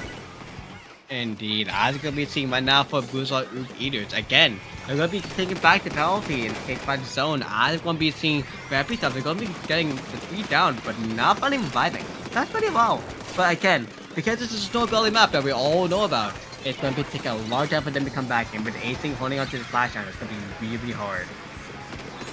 Absolutely. And with that being said, Zone does go into neutrality just for that one moment, but we do see that Boozy Loof does manage to take the victory for this map. Again, snowbally maps might be the advantage here. But in general though, we'll see what will happen. There's 3 more maps left. This can go to game 5. But as I say that too, what is going to be the next pick now? Because we got remember out of it. Is it going to be Hagglefish? Is it going to be Humpback? Is it going to be one of the more base map like Ink Blood again? Like what is it going to be? So, with the weapon setup that they have, I feel like basic might be the answer, but at the same time, it might not be. Yeah. But then I don't really know like what other maps they could go for that wouldn't be classed as basic. Urchin. Any under no, remember the circle. Remember the circle. Ah, yes. Haggle your Now- fish market. God, like I'm gonna be. I'm not gonna say it. I'm not gonna say it. I was thinking about it, but I just noticed. Nah, I'm not gonna say it. Haggle your fish market. No, I was gonna say something completely different. But God. I just noticed that it was gonna be really bad. So yeah, I'm not gonna say it, but people can think about it. If Oh. yeah, Oh god, I think I might have figured it out. yeah, something about the term of yeah, anyway. Yeah. We're gonna be moving on to we're gonna be moving on to the market now. We're gonna be seeing some blaster gameplay again. That's gonna be the bubble blaster this time, not the custom blaster that we saw for Acing before. We're still seeing the hammer. We're gonna be seeing the heavy. We're gonna be still seeing everything else, but that's gonna be the bit 2 gap coming in now. Absolutely, and we do see that Epitaph did get the initial first zone cap right here, but zone is being contested very quickly. We do see members on the side of Boozy Loof right now, just trying to get themselves to rotate around. Strikes coming out on the side of Boozy Loof right now, but Epitaph has a lot of members right now who are just trying to drone themselves around right now, just seeing if they can get picks. That blaster unfortunately getting picked off very quickly. The zone lost very quick.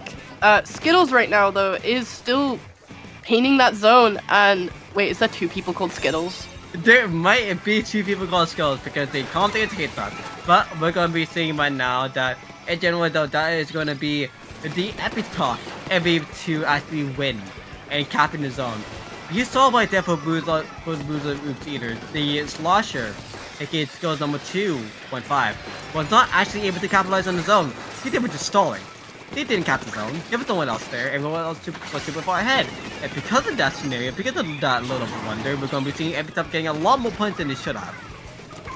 Absolutely, and I'm surprised they did not repaint that zone. I'm pretty sure Epitaph did not realize that they had a member, that Hammer getting a kill, but also getting stuck in the process. We do see that they kind of did not get the value out of the special that they probably wanted to.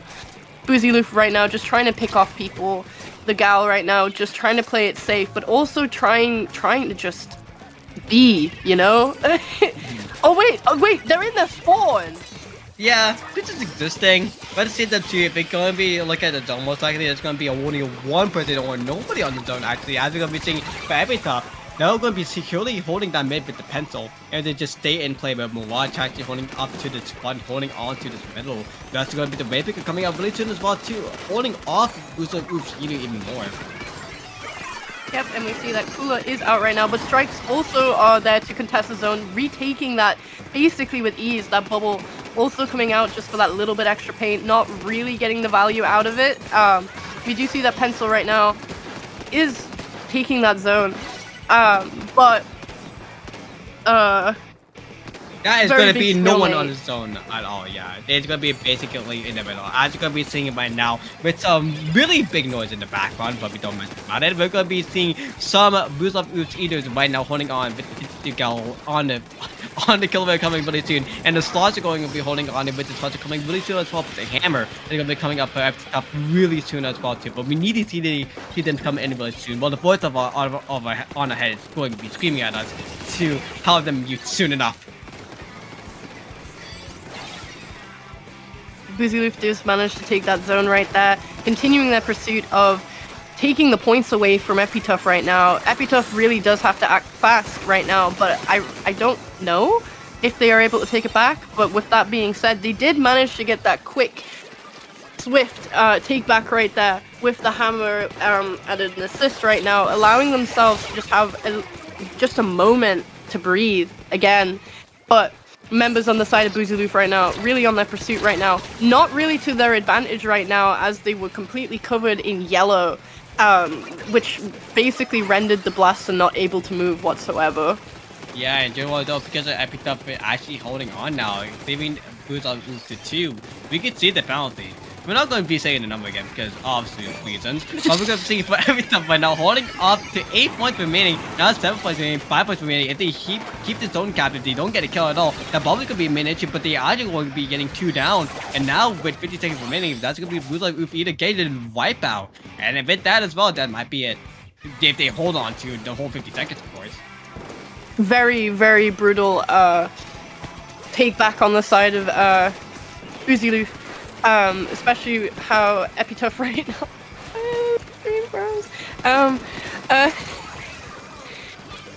They're trying the best. They're trying the best. I lost where I was. They're trying to hold the best right now on the 10th, but on the right side right now, that's gonna be an issue because the Boozyloof either they're all stuck in base right now. And for Epitough, if we're able to hold on through past the wipeout, actually, just basically able to hold on to a trade-off, and now they're on to the own penalty. Oh, nice. They do have 26 and counting on that counter right now. All they have to do is hold the zone in the overtime right now and not allow Boozyloof to come back in. Really, all they need to do is get that penalty down and just get 2 extra points. We do see that Boozyloof right now is moving themselves in, but really not having a succession. But at the same time, Yep.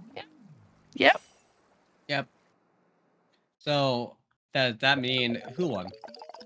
I'm pretty sure Epitough took the victory there. Last second clutch.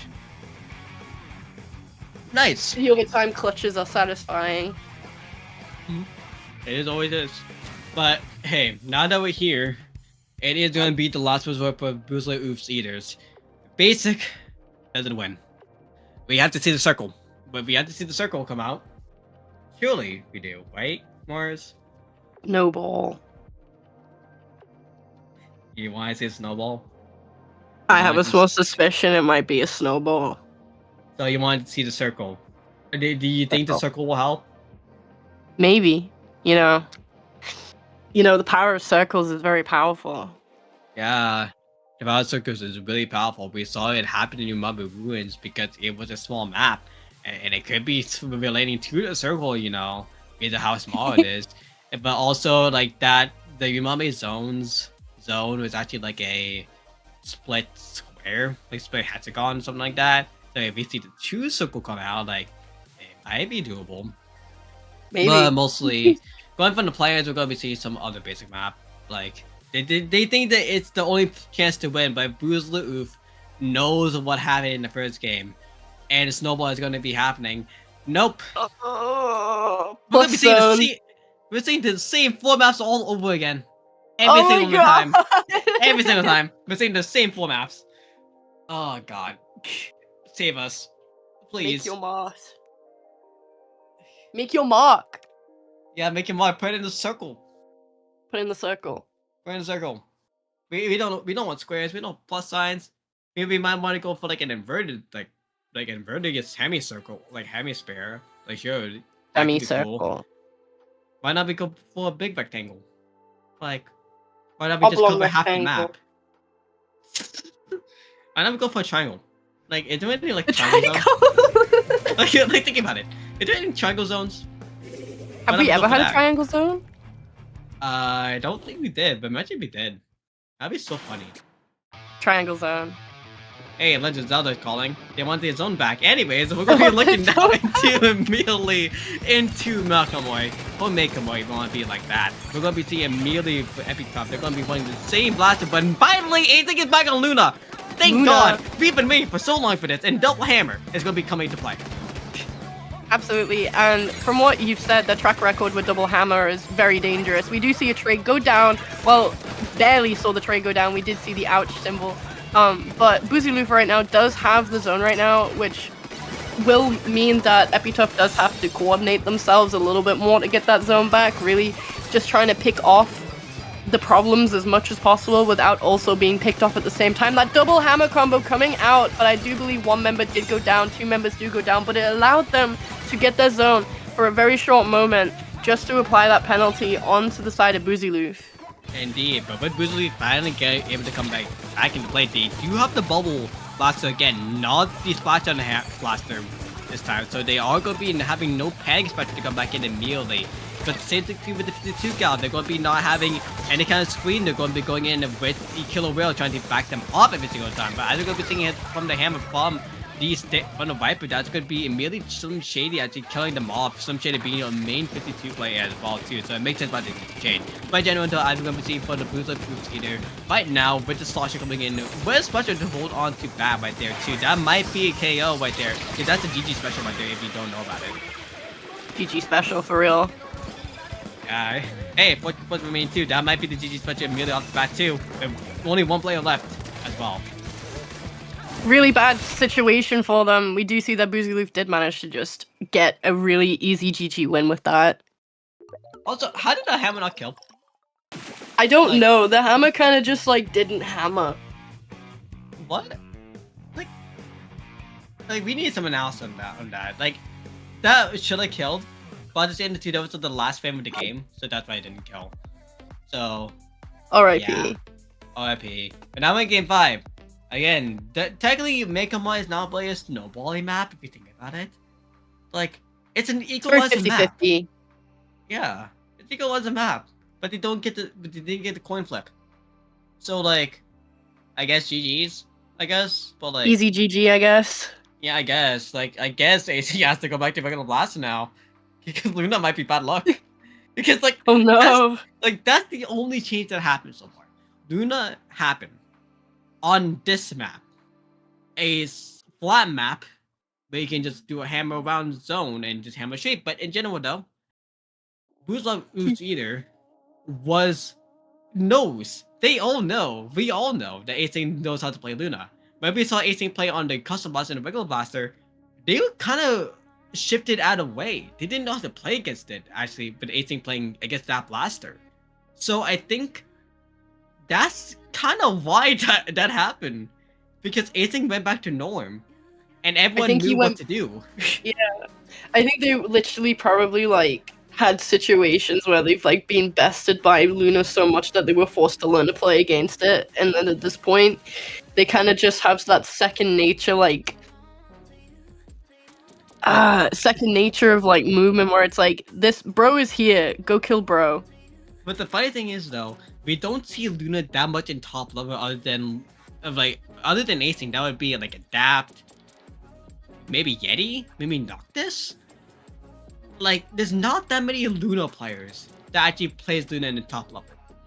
So, seeing that happen, and now going to Robo, okay, sure, like... That's an easy GG map. Yeah, that's the issue. And that's the main problem here, it's the easy GG map. But technically, this is one of the maps that Epitaph did win in Paladin. So, maybe they're going off that? Mm-hmm. Who knows? I don't know, in my experience, like, I don't know, I play Hydra on this map, so I kind of can just, like, sit and just be, and kind of not get contested, unless there's Wipers and Tetras involved, then, not so GG. Well, I play Junior, so I don't care, I just spam bombs. So, yeah. As we're going to be going in immediately, we're going to be seeing the blaster coming back from Aething, because Aething knew what happened and they immediately backtracked. We're going to be immediately going in now for Boozloof as well to go and do the same weapon. Again, no splashdowns, only bubble. They're only going to Only be bubble. capitalizing on saving the zone rather than trying to go play a panic button zone. Absolutely, and we do see that Epitough did get that initial starting zone cap right here, but we do see that Boozyloof does manage to get that control back. Strikes coming out on the side of them, as well as Bubble, really just allowing themselves to get into the spawn right now, kind of just getting into the skin of the players, really, not really allowing them out. Acing right now, snuck around to get onto zone right now, really just trying to get picks. That Bubble coming out, seeing if they can stall just that little bit longer to allow their teammates to get out of their spawn, which is working to their succession. Boozyloof was forced to come out of Epitough's spawn right now, which allowed them to take that zone back. Also decided, like, even though like Aging knows how to play Luna the best, even though they know how to play regular blasters as well too, and it shows because compared to Luna and the regular blaster has more range, which again we saw from Boozyloof either blaster. They know how to play blaster as well too, but against an aggressive player like Aging, who's basically has to play it just like this Viper right here. They're having a really tough situation, and it shows right now. I'm going to be seeing for the rest of the team as well for Epitaph. They're playing defense, and it's really good they're playing defense on top, but it's still really suspicious while they're playing a pencil and a heavy edit and a heavy together. Absolutely. And we see that Boozyloof did try and take zone back with specials there, but was not successful. Epitaph painted over it basically straight away. We do see the pencil on the side of Boozyloof right now, just trying to apply paint to that zone just to make it easier for their teammates to take zone.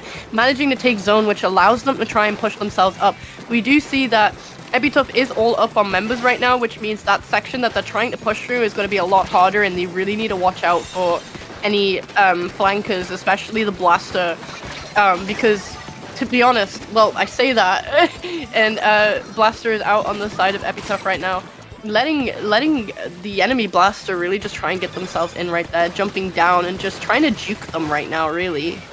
The main thing too, if they stay in those corners, in that little sneak area, they would be able to immediately go for Mirage and immediately go for Skittles as well too, but they are just dancing around. That's really good for right now, but in general though, as we're going to be seeing for Boozyloof either, again, no special, but for the Viper, they're able to get a kill on Skittles. Hard emoji, so maybe do a couple. But as we're going to be seeing that immediately goes back, that's going to be a double for the Viper as well too. That's going to be for Yoshi. That's going to be them going up through, but Aging actually helping on the back, getting the pencil and the blast at the end. So that's going to be, again, penalty points for the side of the Epitaph and Boozyloof either, but lesser for Epitaph. I think going to be killing it off that penalty timer. Absolutely, and we do see that Boozyloof right now is struggling to get themselves out of their spawn right now. Epitaph really just trying to hold that zone for as long as possible. The bucket does manage to stray out, but the pencil has spotted them, which forces them to kind of have to step back a little bit, losing control and also being able to take that zone back with the strikes right there. Hammer is out and ready on the side of Epitaph right now, just trying to get kills right here. Missing the blaster. I'm really surprised that they missed the blaster with their special there, but is forced to jump out, and they are losing control to zone. The Hammer RNG is not as badly as you think. But in general, though, with the Viper, trying to go in and trying to go for a little bit of a sidestep past the Viper.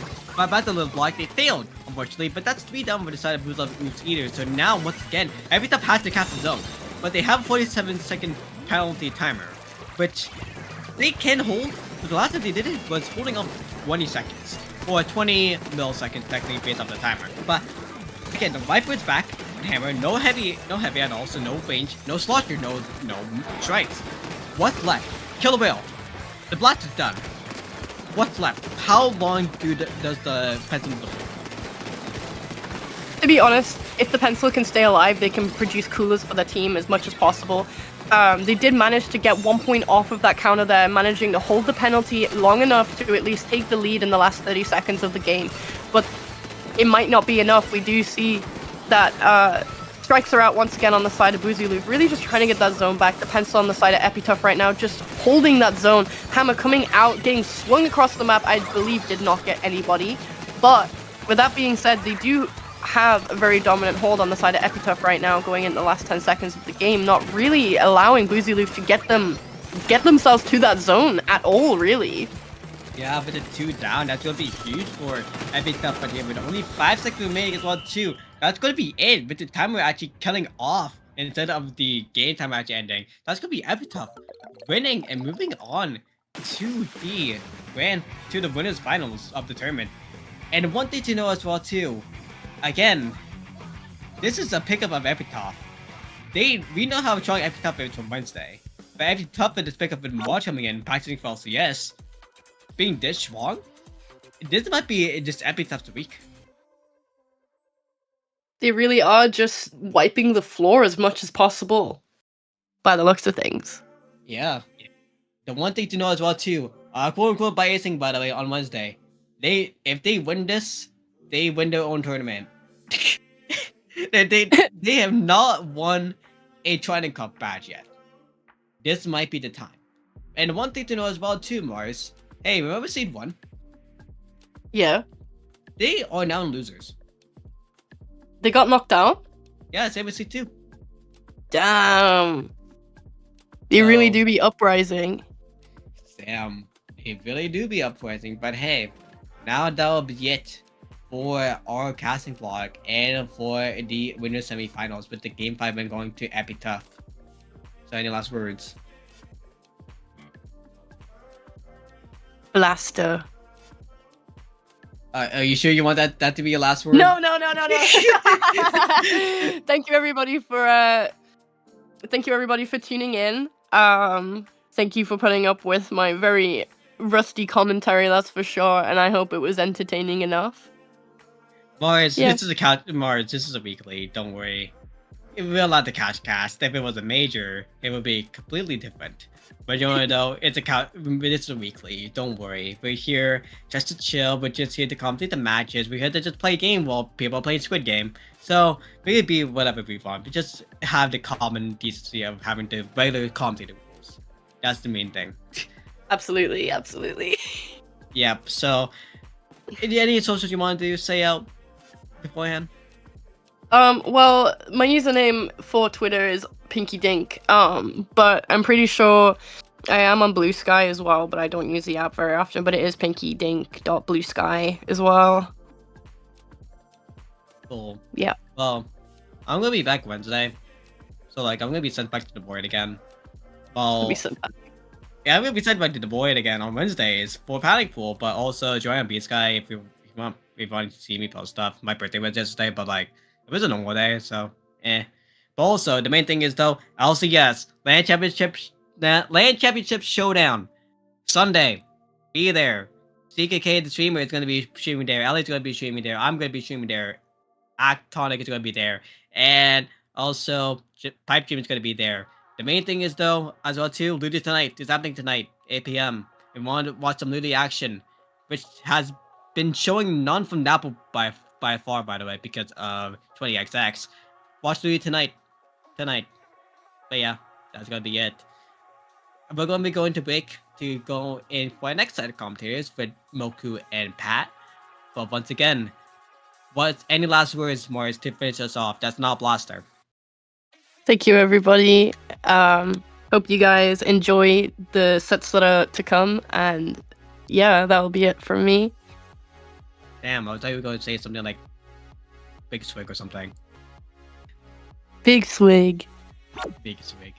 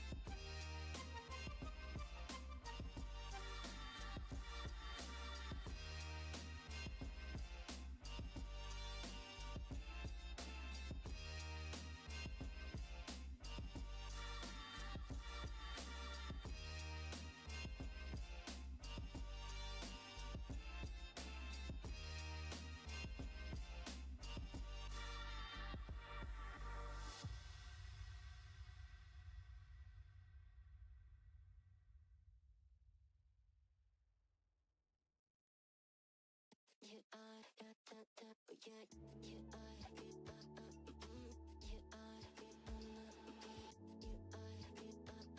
yeah, I got that, oh yeah, yeah, I get yeah, I get yeah, I get yeah, I got that, oh yeah. Find you, I'm used to waiting. Are you? Would you be waiting there too? I'm used to staying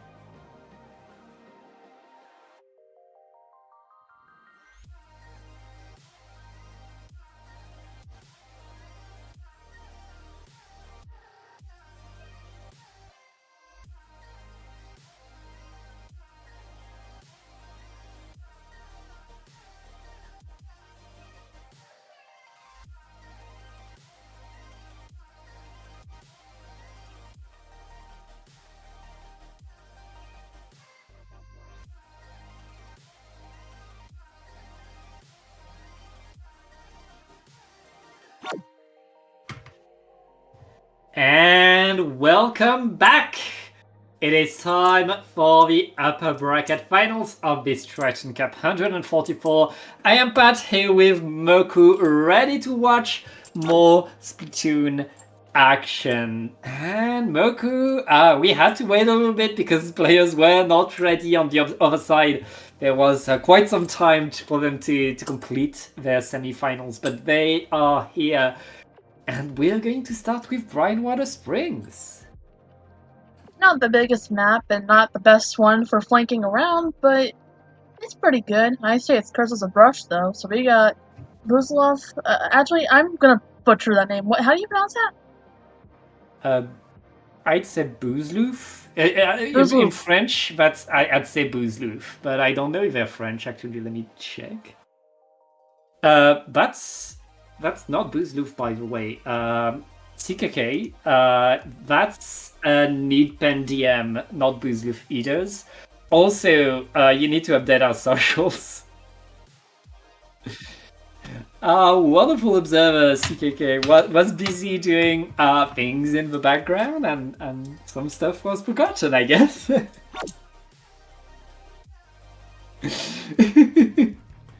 Well, let's get in the game. It's Needpad DM versus Epitaph. Epitaph will be in orange right there, and they bring the double backline comp. That comp has been played over and over for the pairing of the heavy splatling and pencil. It works, Moku. It does work. It really does work on this map, Pat. I've gotta say though, let me look at that comp. We got a pencil here on both sides. Yeah. I'm getting right into it. Wait, zombie? The apocalypse has returned? Let's go. Epitaph, I cannot help but notice that it's probably Epitaph, but with a different person or people. Yes, the Epitaph has hired Ace. Wait, no, Ace is part of it. Someone, I guess. Mirage, okay. But right now, Neatpad DM is the team that's able to get control, and look at that, they're very much forcing all of Epitaph to be to the side. Yoshi went for the flank, but right now the rest of the team is kind of stuck, and Neatpad is scoring a lot of points, Moku. Right, and Neat MDM was keeping them right over in the pit until that hammer came out, but the shark put them back in their place. But we've got the hammer coming out right now. I don't think they got anybody with it. Bonk. I remember Bonk from yesterday's tournament. It was commentating tournament yesterday, but I didn't know you use ink back Bonk. Okay. Yeah, I mean, vacuum, people come out with vacuum, and more and more people use it. I love to see that special. Seeing some love. Epitaph now, they're going to get the lead, Moku, and it's their turn to have very good control. Again, their double backline comp really allows them to be very, very solid right here. Them needs to wait before they can push. Ooh! Ooh, nice shot on skills. Sky is... I feel like Sky doesn't even have to look at their opponents to get them, you know? We're seeing a jump out here. Honestly, great retreat. Yeah. Ooh. Splashdown is only getting a trade right there. There's so many hammers being thrown by Epitaph to force everybody from Neatpan to jump away, to go away. That's a nice retake by Epitaph. We're halfway through the game. They have a good lead. We've got size advantage for Need Pem DM. We've got a lot of map control for them too, but we've got somebody flanking. I feel like if I'm on the side of Need Pen DM, I think that we need to start. Oh yeah, Yoshi getting that triple. Huge moves by Yoshi. It started with the vacuum. The vacuum is like a magnet towards every Splatana. Yoshi dived forward, splatted the vacuum, and then got splat after splat. Nobody was there to really stop it, and now Neatpan needs something big, needs to get back on the zone. The vacuum is deployed. Can they get the zone? They don't have much time. They're able to neutralize, but it's not enough. Epitaph holds the zone. Wait. No way. What I can gather here is that Epitaph just has more painting power. And their wiper is a rat. If you've got those two things, then Brightwater Springs on zones is in the bag for you. Neatpan sent the vacuum explosion and the reef slider and a triple splashdown on the zone, and they didn't paint it because both the vac explosion and the reef slider were on the same side of the zone, and then the triple splashdown was too late to help with that painting effort. Epitaph just holding the zone, and that's the power of simply painting. And I mean, when you have that kind of comp, that's no surprise. You can paint a lot, Moku. You can, and I feel like you've said everything that I'd wanted to say, but what do you think their counter pick's gonna be? That's a good question, actually. I feel like there's a lot of possibilities to come between these two teams now. Looking at the list, I think Neatpan were kind of outranged by what Epitaph was doing, and so maybe going on to a map mode where they will have a bit more ability to get from the fight. And given their comp, honestly, I see Wahoo World is on the list, so that's I think that's a good pick for them.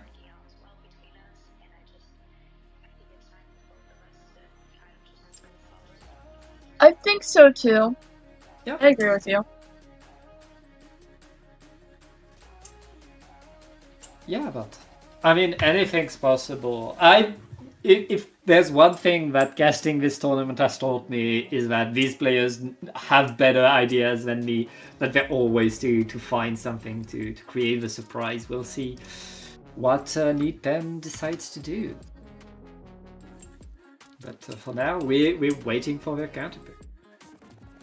I would pick Robo Ramen. Would you? Why? Yeah, Epitaph has the map control and the paint control last time. Mm-hmm. So if you had like a decent sized map, you could keep them out of the zone. You could.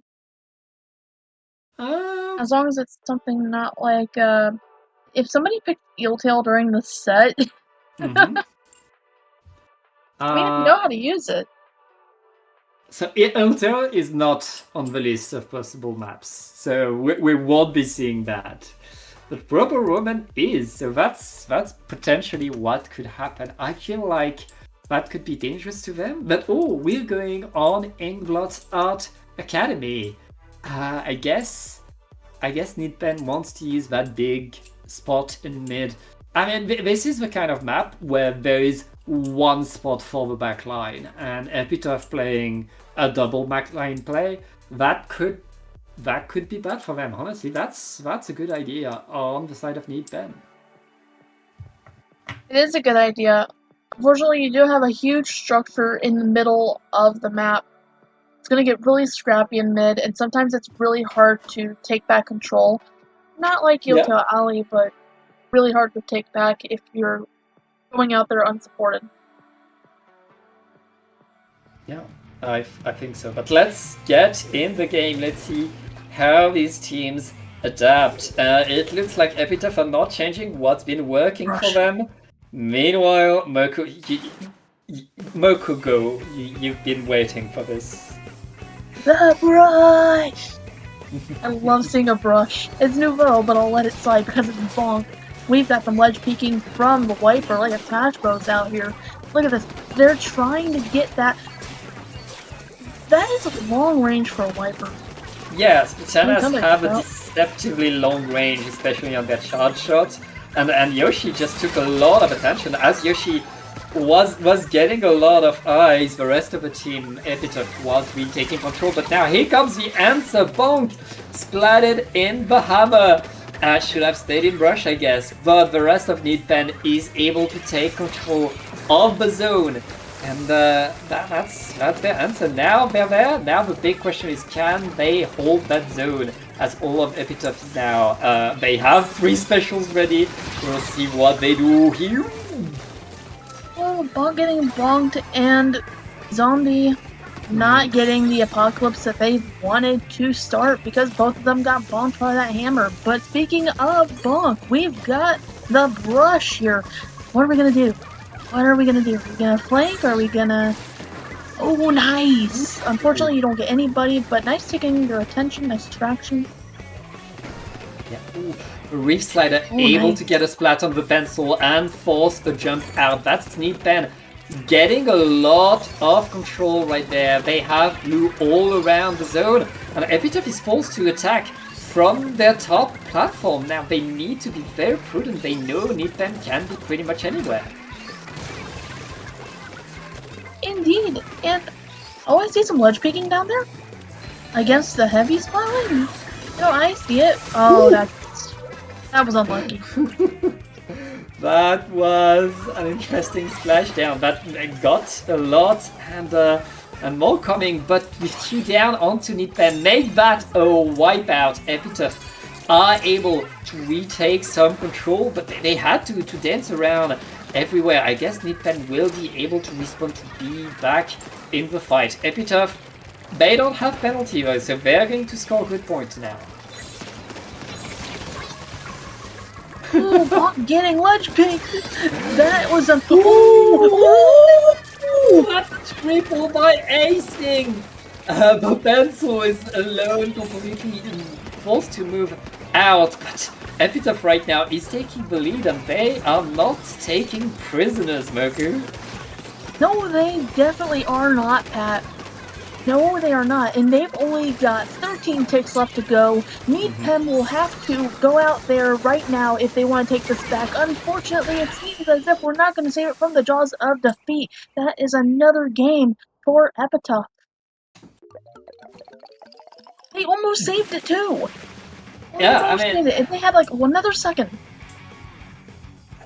This is Splatoon. With an extra second, there's so much that you can do in any game of Splatoon.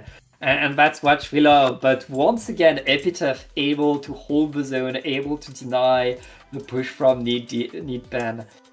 And yeah, that's 2-0 from them. And Need Ben fighting well, able to push, but that comp that Epitaph has with 2 long range that solidify everything, paint everything, and then the Viper and Luna, absolute demons.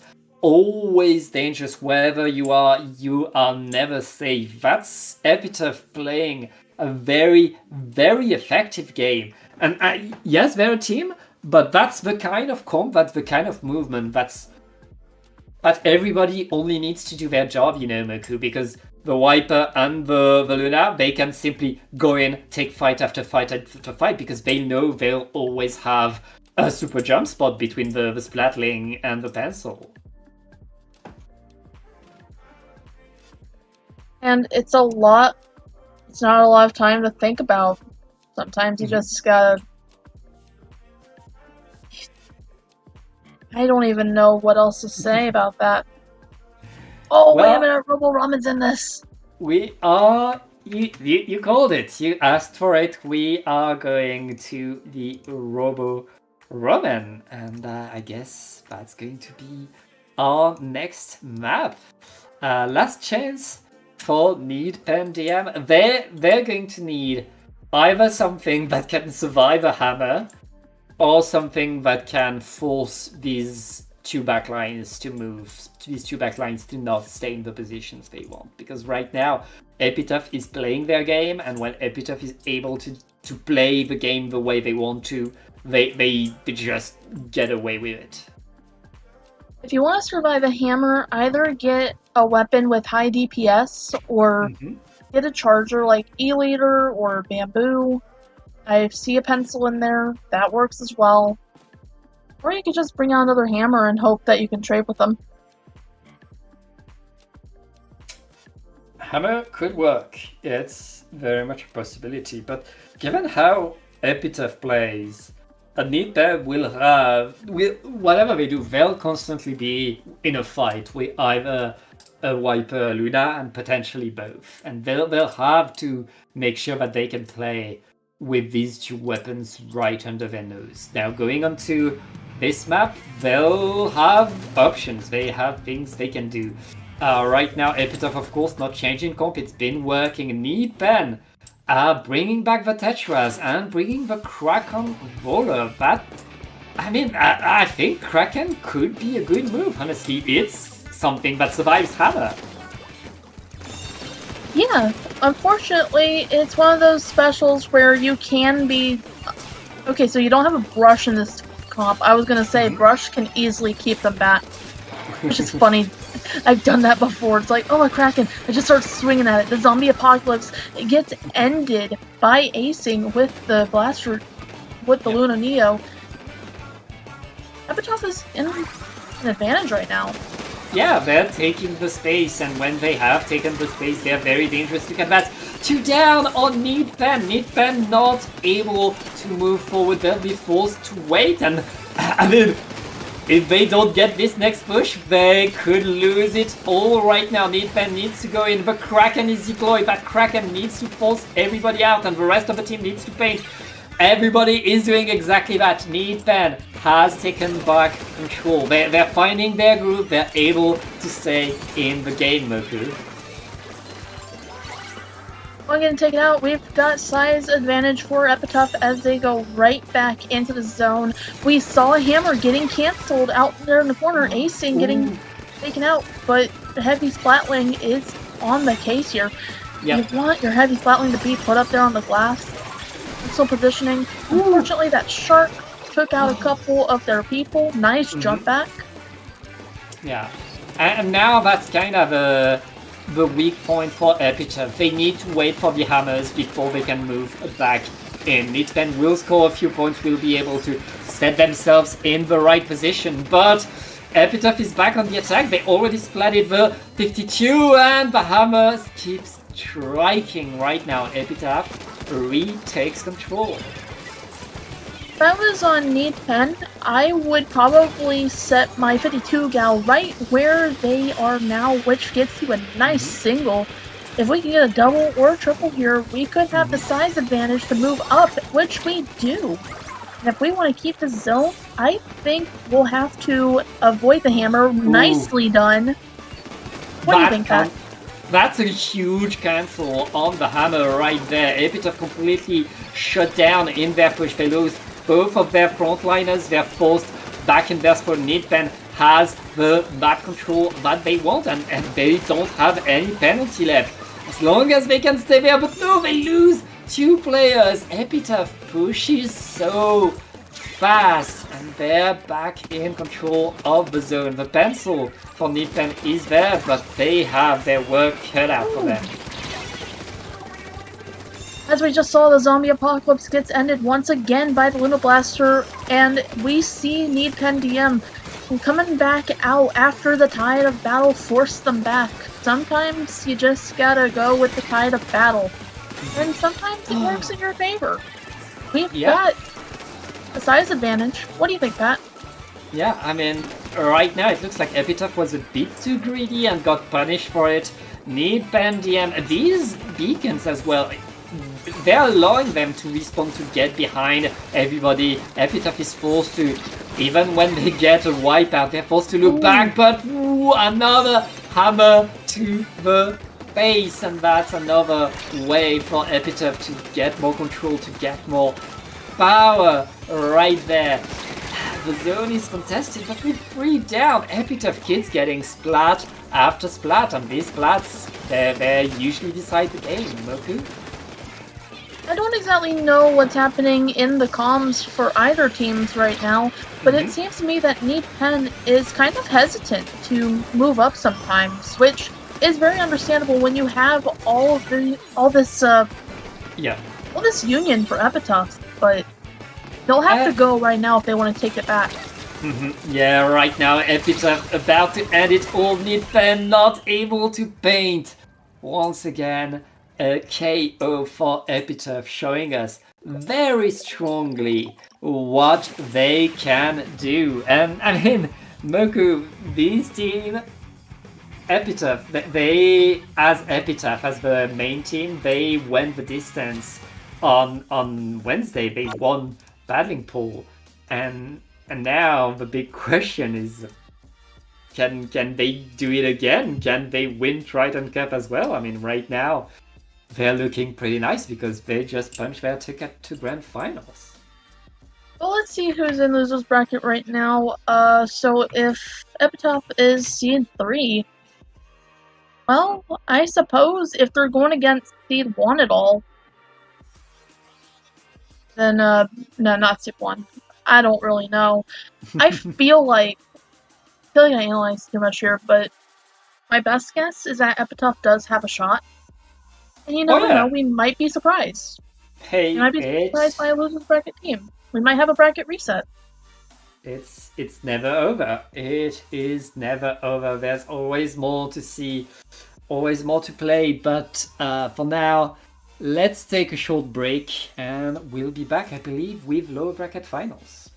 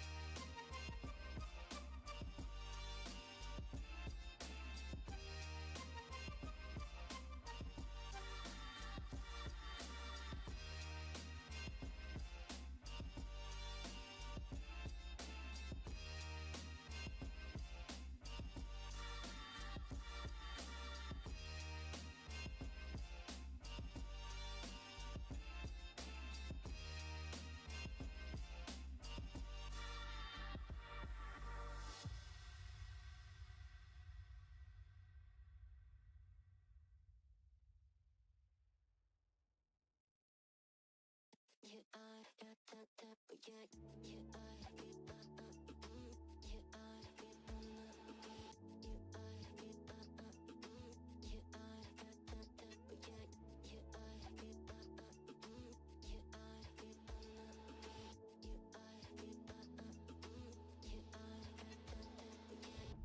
you.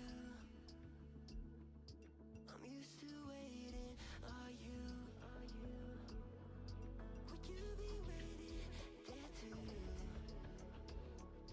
I'm used to staying. Would you? Would you be waiting? Would you be waiting? Would you be waiting?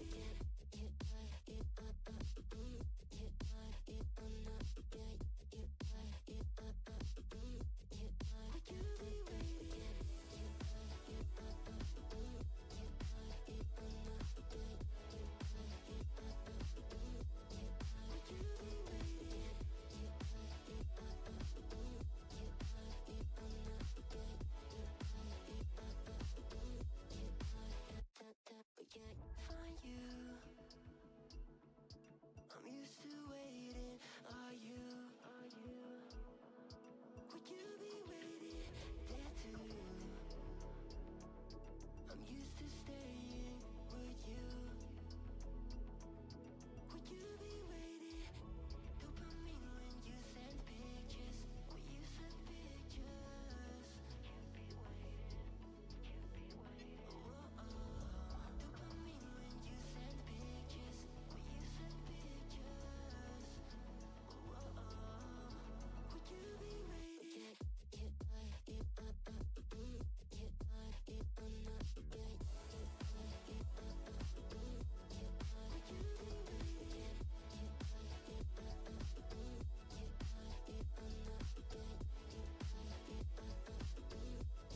Would you be waiting?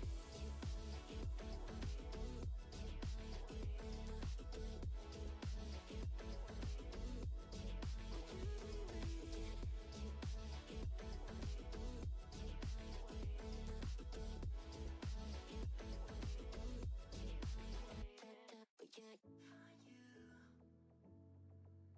I'm used to waiting. Are you? Would you be waiting there too? I'm used to staying. Would you? Would you be waiting? Thin ice, walking on my own. Playing nice, should I let it go? You said that it would change, but you're going home, and I'm losing hope. Da-da-da-da-da. But you would never know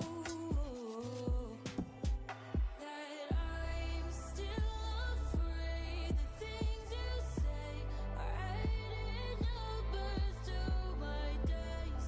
What if you told yourself things would never be the same?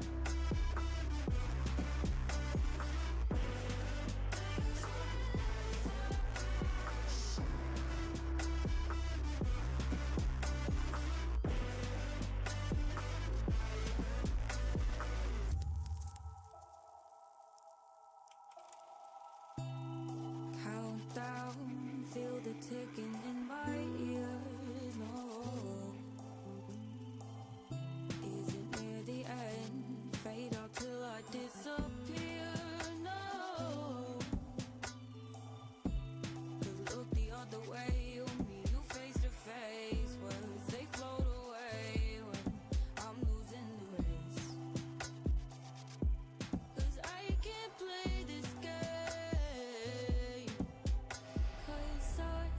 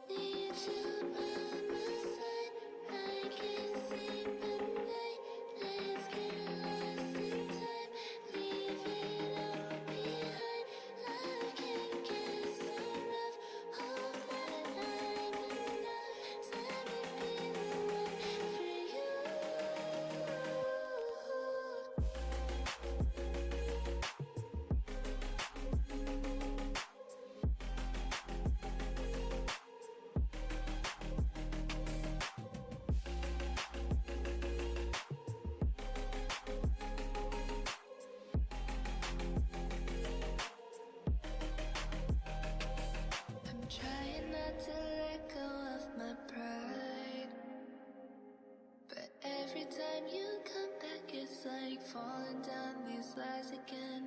This feeling that I have deep down inside. I just wanna be the one you need. And now I need you by my side. I can't sleep at night. Let's get lost in time, leave it all behind. I can't get enough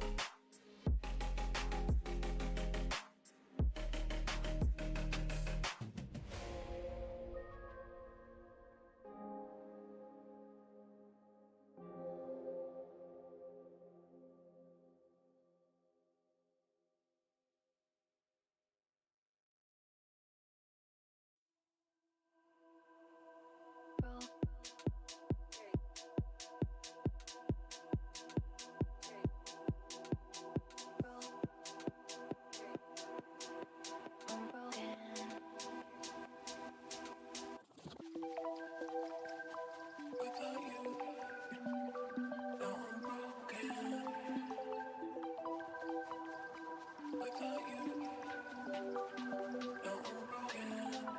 I'm enough.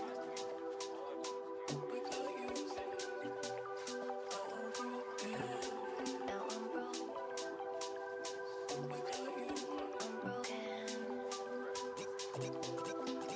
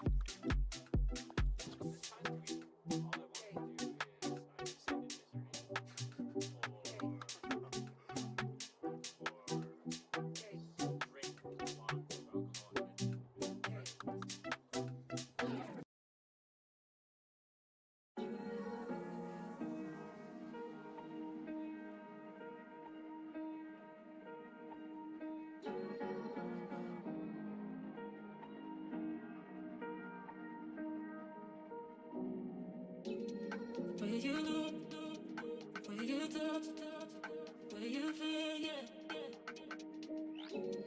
Where you look, where you touch, where you feel, yeah. Yeah, yeah, yeah. Can we talk about me and you? Can we talk about the truth? I wanna know, I wanna know. Can we talk about me and you? Can we talk about me and you? Can we talk about the truth? I wanna know, I wanna know. Can we talk about me and you?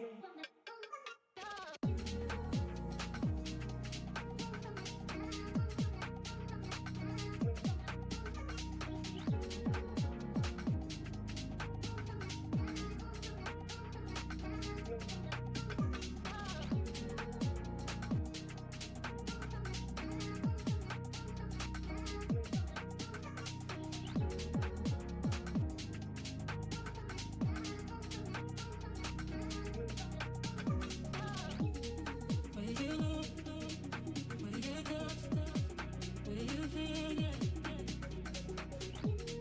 Where you look, where you touch, where you feel, yeah. Yeah, yeah, yeah. Where you look, where you touch, where you feel, yeah. Where you look, where you touch, where you feel, yeah. Yeah, yeah, yeah. Can we talk about me and you? Can we talk about the truth? I wanna know, I wanna know. Can we talk about me and you? Can we talk about me and you? Can we talk about the truth? I wanna know, I wanna know. Can we talk about me and you? Where you look, where you touch, where you feel, yeah. Where you look, where you touch, where you feel, yeah. Yeah, yeah, yeah. Where you look, where you touch, where you feel, yeah. Where you look, where you touch, where you feel, yeah.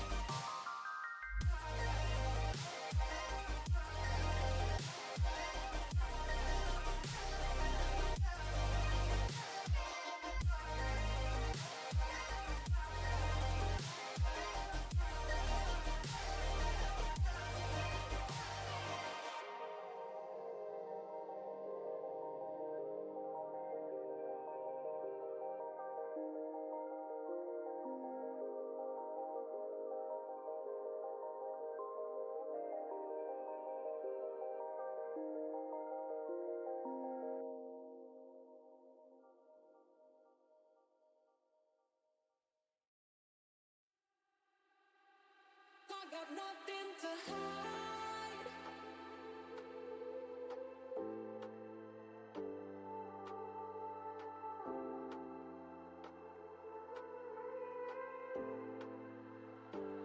I got nothing to hide.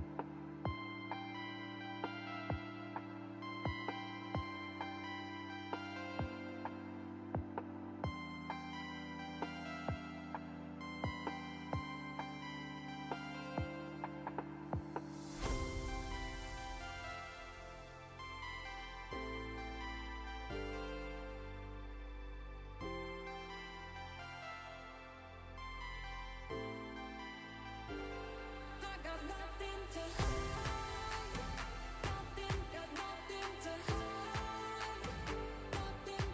nothing to hide. I got nothing to hide. And welcome back to Triton-Cup 144. I'm still with the awesome Pat. We had a little bit of a delay, but we're starting to get right into it. Pat, are you excited? I am very excited, Moku, because something happened that doesn't happen that often.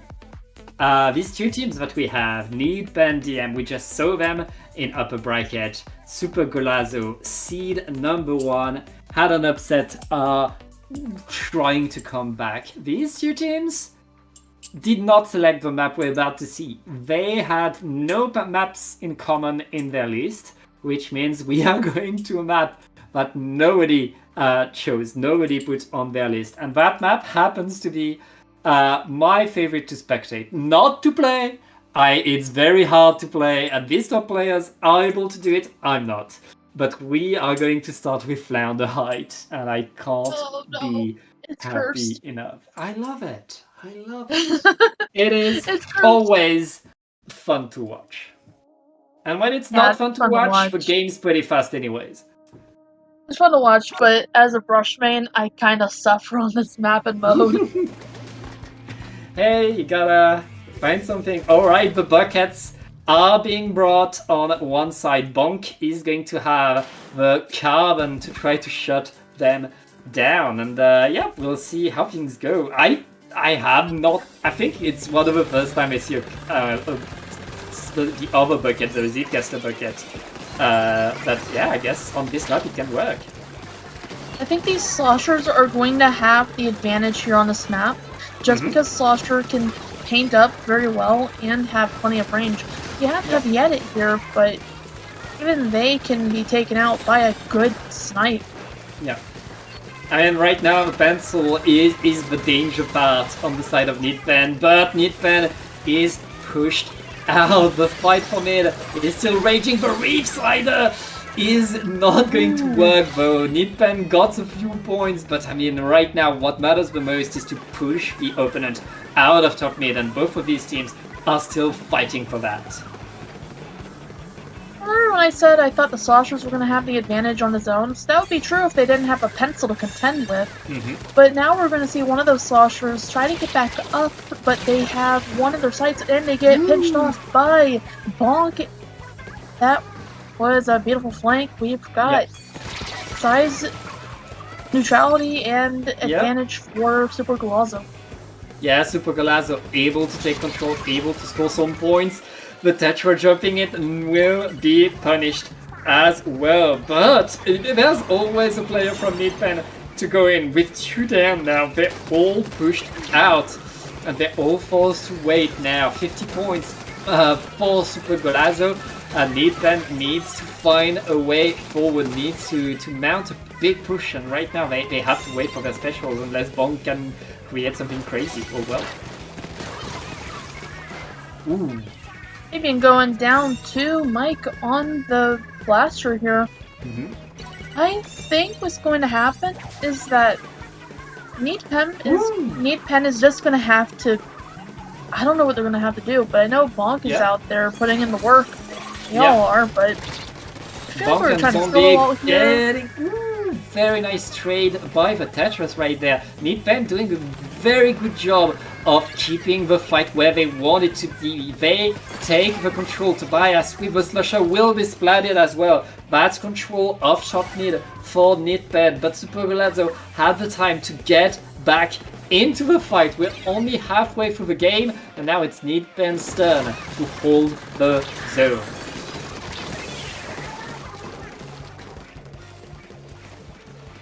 Oh, and they're weak, and they end up jumping out. Nice jump back for Zombie. Will the apocalypse continue as they hope it does? Yeah, more moves on the side of Needpen. They're very comfortable right now, and they're very much happy to fight Super Galazzo. Far in their spawn 2 down, and a leaf slider to get more danger. It's not gonna work, but it's a lead for Needpen. Super Galazzo. Now they need to push, but 3 down. They're going to be able to retake at least one of the zone. If they can get both, that's penalty applied. And we got more game to watch, Merku. We really do. One thing I want to point out is it seems like Zombie likes to solo ult a little much, at least with this match, but I'm not too sure what the exact plans are. It just looked like solo ulting, which can be fun to do, but when the zone's right there. What do you think, Pat? Do you think I'm kind of overstepping a little bit? Am I assuming too much? I think Zombie is running forward knowing that Bonk is behind to finish the fight. And Bonk right now getting splatted, that's 3 down again. Needpen, they have good fighting power, but that's also very fragile. They kind of lack defensive options outside of the pencil. And right now Super Galazzo is playing off of that. We're in the last minute, they don't have that much penalty. If they can hold just a few more seconds, they could get the lead. You know what? You're absolutely right, and that is something that's going to... I keep losing my words right now. I don't know why. I'm kind of like on a dehydration debuff, I guess. But what I want to say is, if we want them to keep their lead, it's going to depend on their sense of teamwork, which they have had for all the time that I've seen them. Well, Needpen able... Needpen got the retake. Yes, 10 seconds left, and right now Super Galazzo are behind on seed number 1. They don't have any way back onto the zone. That's going to be game number 1 for Needpen, able to really force their way on top mid and keep Super Galazzo out. Beautiful play by them, really keeping their opponent away thanks to that pencil.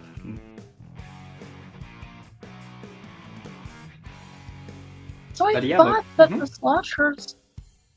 Sorry, what were you going to No, go. I thought the slashers were going to have the advantage, but I suppose when you have a good pencil, then you can do just about anything. If I could English. yeah. The thing is, Slosher is good on this map, but yes, as you say, when there's a pencil, their range is not as much of an asset. And then the fact that they can play around walls and corners. On the other side, there was a Carbon, there was a Blasters. And both of these weapons, Carbon and Blaster, they do the same job, but they also have the one-shot potential. The one-hit KO, which is a thing the Slushers don't have, which means Needpen had the opportunity to splat the Slushers faster than the Slushers could actually get the splat themselves. That's 1-0 for Needpen. Now, Moku, we're going to go on to maps that were chosen by this team. This one is chosen, of course, by Super Golazzo. It's going to be, that's Mincemeat Metalworks. One thing I've noticed that they've changed over the years is that they actually did change out the layout. Changed up the layout just because snipers were benefiting a little bit too much, so they wanted to put these flattened cards in a way. Yeah. But they still find some way to benefit, just because it hides them, kind of. I don't really know. I don't play sniper, unfortunately. Well, what I'm trying to say is, you go ahead. You're gonna see more sniper because there's an Elite on each side. Elite scope on this map. Range is king. Both teams are going to bring all of their range, and Needpen DM are bringing double backline. Now that heavy splatling will have to dance and dodge the opponent's Lita, but if they can set themselves, they'll be in a good spot right now. Needpen just lost their own Lita. Both Litas have been splatted already. Everybody knows what the assignment is. Sorry to interrupt there, Pat. I just saw that Bonk took out Tobias frame 1, and Bonk is gonna just be ledge peeking like the Smash Bros. I know I say that a whole ton every time I'm here, but it never gets old just because it's a viable strategy. Needpen is currently in the lead right now, and I want to say that it's to be expected just because you've got a well-rounded comp on Needpen, while Super Golazzo has more of a frontline focus, if that makes sense. Yes. I mean, right there, Super Golazzo just got splat after splat after splat, and that's a big moves by them. They get control of the zone, and look at that blaster right under the ledge, able to absolutely threaten everything with the Lita to support behind. Beautiful team play right now. Golazzo are getting good control, but they just lost their front line. Now it looks like Needpen will be able to repaint. And that's the hard thing about having a team where, zombie going down right in front of us. Yep. That's the hard thing about having a team where it looks well-rounded, but you have a frontline focus. If your front lines go down, then you're going to end up in trouble for at least as long as we're down. Does that make sense? Yeah, for sure. It's hard to solidify things when your best fighters are out of the way right now. Needpen DM have the numbers advantage. They're still struggling to move forward, and they lose their Lita. Super Golazzo able always to find the angles, to find the splats that they shouldn't get. They have no penalty. They're going to score more points, Moku. They are, and Zombie just keeps going down, even though I feel like they're trying their best to get a few picks, and they have actually done a lot. Yeah, I'm at a loss for words.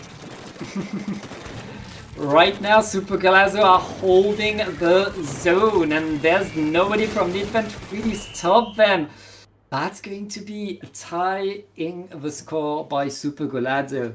I mean, on the Flounder, which was such a unique map where both teams were playing very differently, Needpen was able to really get the upper hand. But right here on a flat map, we see Super Golazzo showing us how dangerous they can be. Dangerous indeed, Pat. I don't really know what else to add to that. Yeah, I mean, there's a lot that can be said about what these two teams are doing. They play fast, they go all around, and every single small thing can do so much. Now, one thing to note, Moku, is because both of these teams have completely different map lists, there's a lot of options of maps to go for the counter pick for Needpen. Needpen can play lots of different things, and I mean, we've seen them counter pick both Inglot and Robo Roman, these are options they can use right now. They are. And they're good options too. Mm-hmm.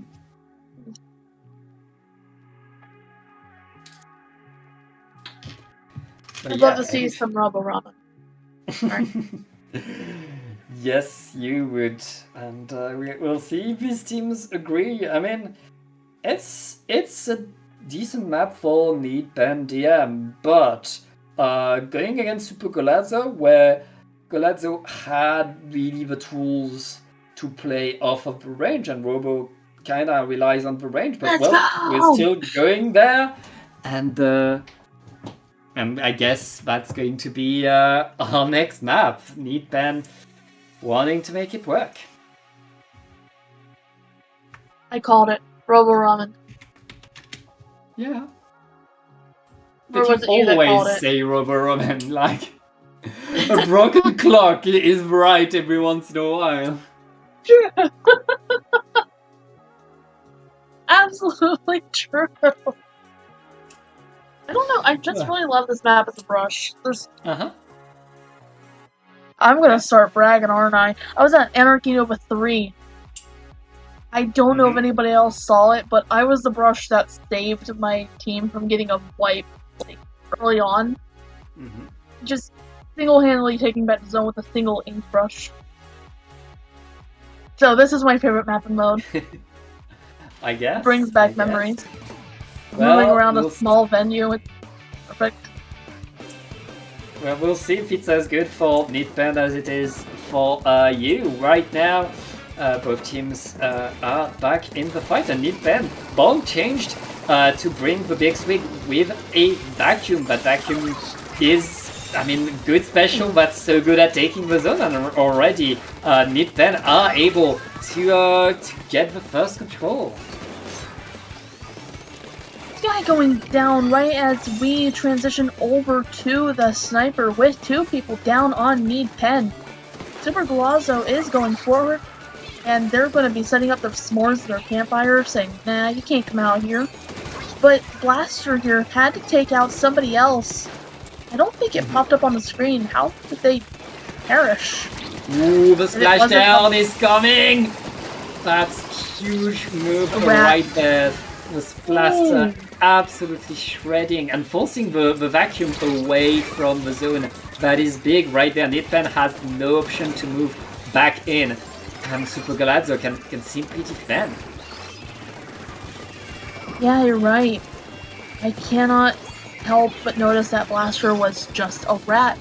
So something about this map and mode, the caveat is that it's super snowbally. It makes Barnacle and Dime look very merciful. So if you populate your elbow here, you're going to have a size advantage like you do with Need Pen, but if you've got one down and just a little bit of a countdown to go, you're going to be at match point like Super Golazzo. It's right there. I mean, we saw Super Golazzo struggle a bit on the flounder, but now they are unleashed. Now they're doing everything they needed, and I mean, that move by the Blaster really completely stopped any momentum Need Pen was about to get in their push back onto the zone. And then after losing players, after losing specials to that move, they had nothing to push back on the zone, and Super Golazzo, with their litter and their splatling, they could simply stay there, wait for the opponent to run at them and get splatted.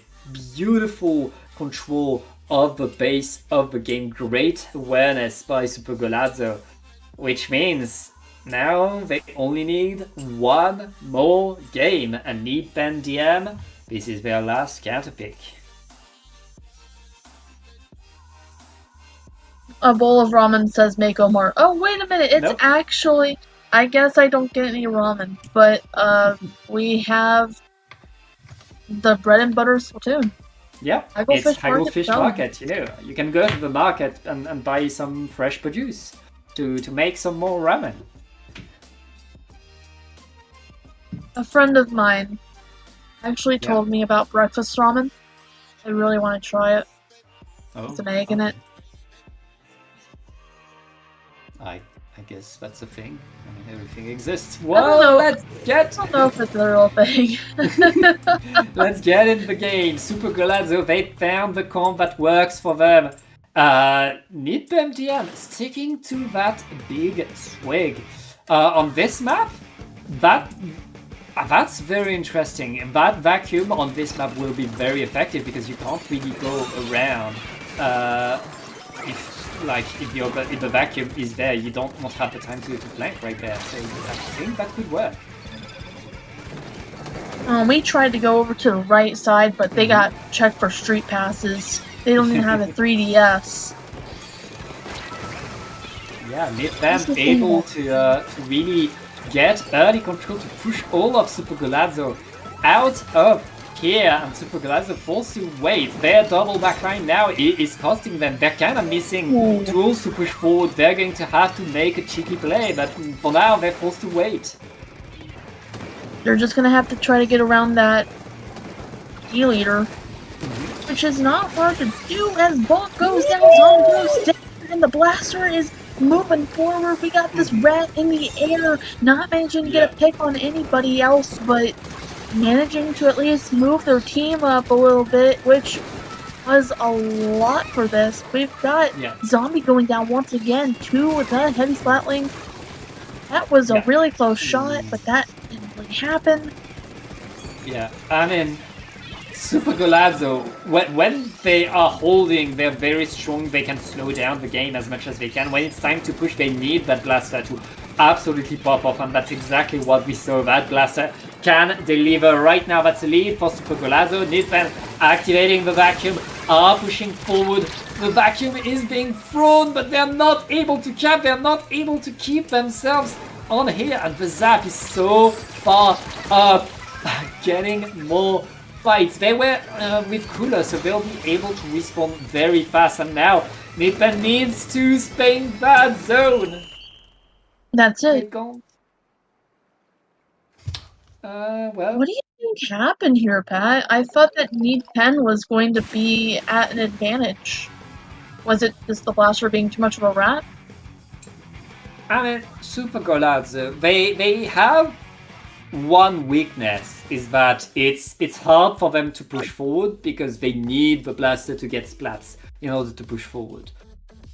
But the blaster did that. They got their push forward. Once Super Golazzo is in place with their Lita and their heavy splatling, Nidbem didn't have the tools to move them out. Didn't have really the tools to force their way forward. They had the vacuum, but vacuum can only do so much for the rest of the team. They were not able with simply the vacuum push in enough, and they were not able to retake the zone, which means Super Golazzo are going to get on to grand finals.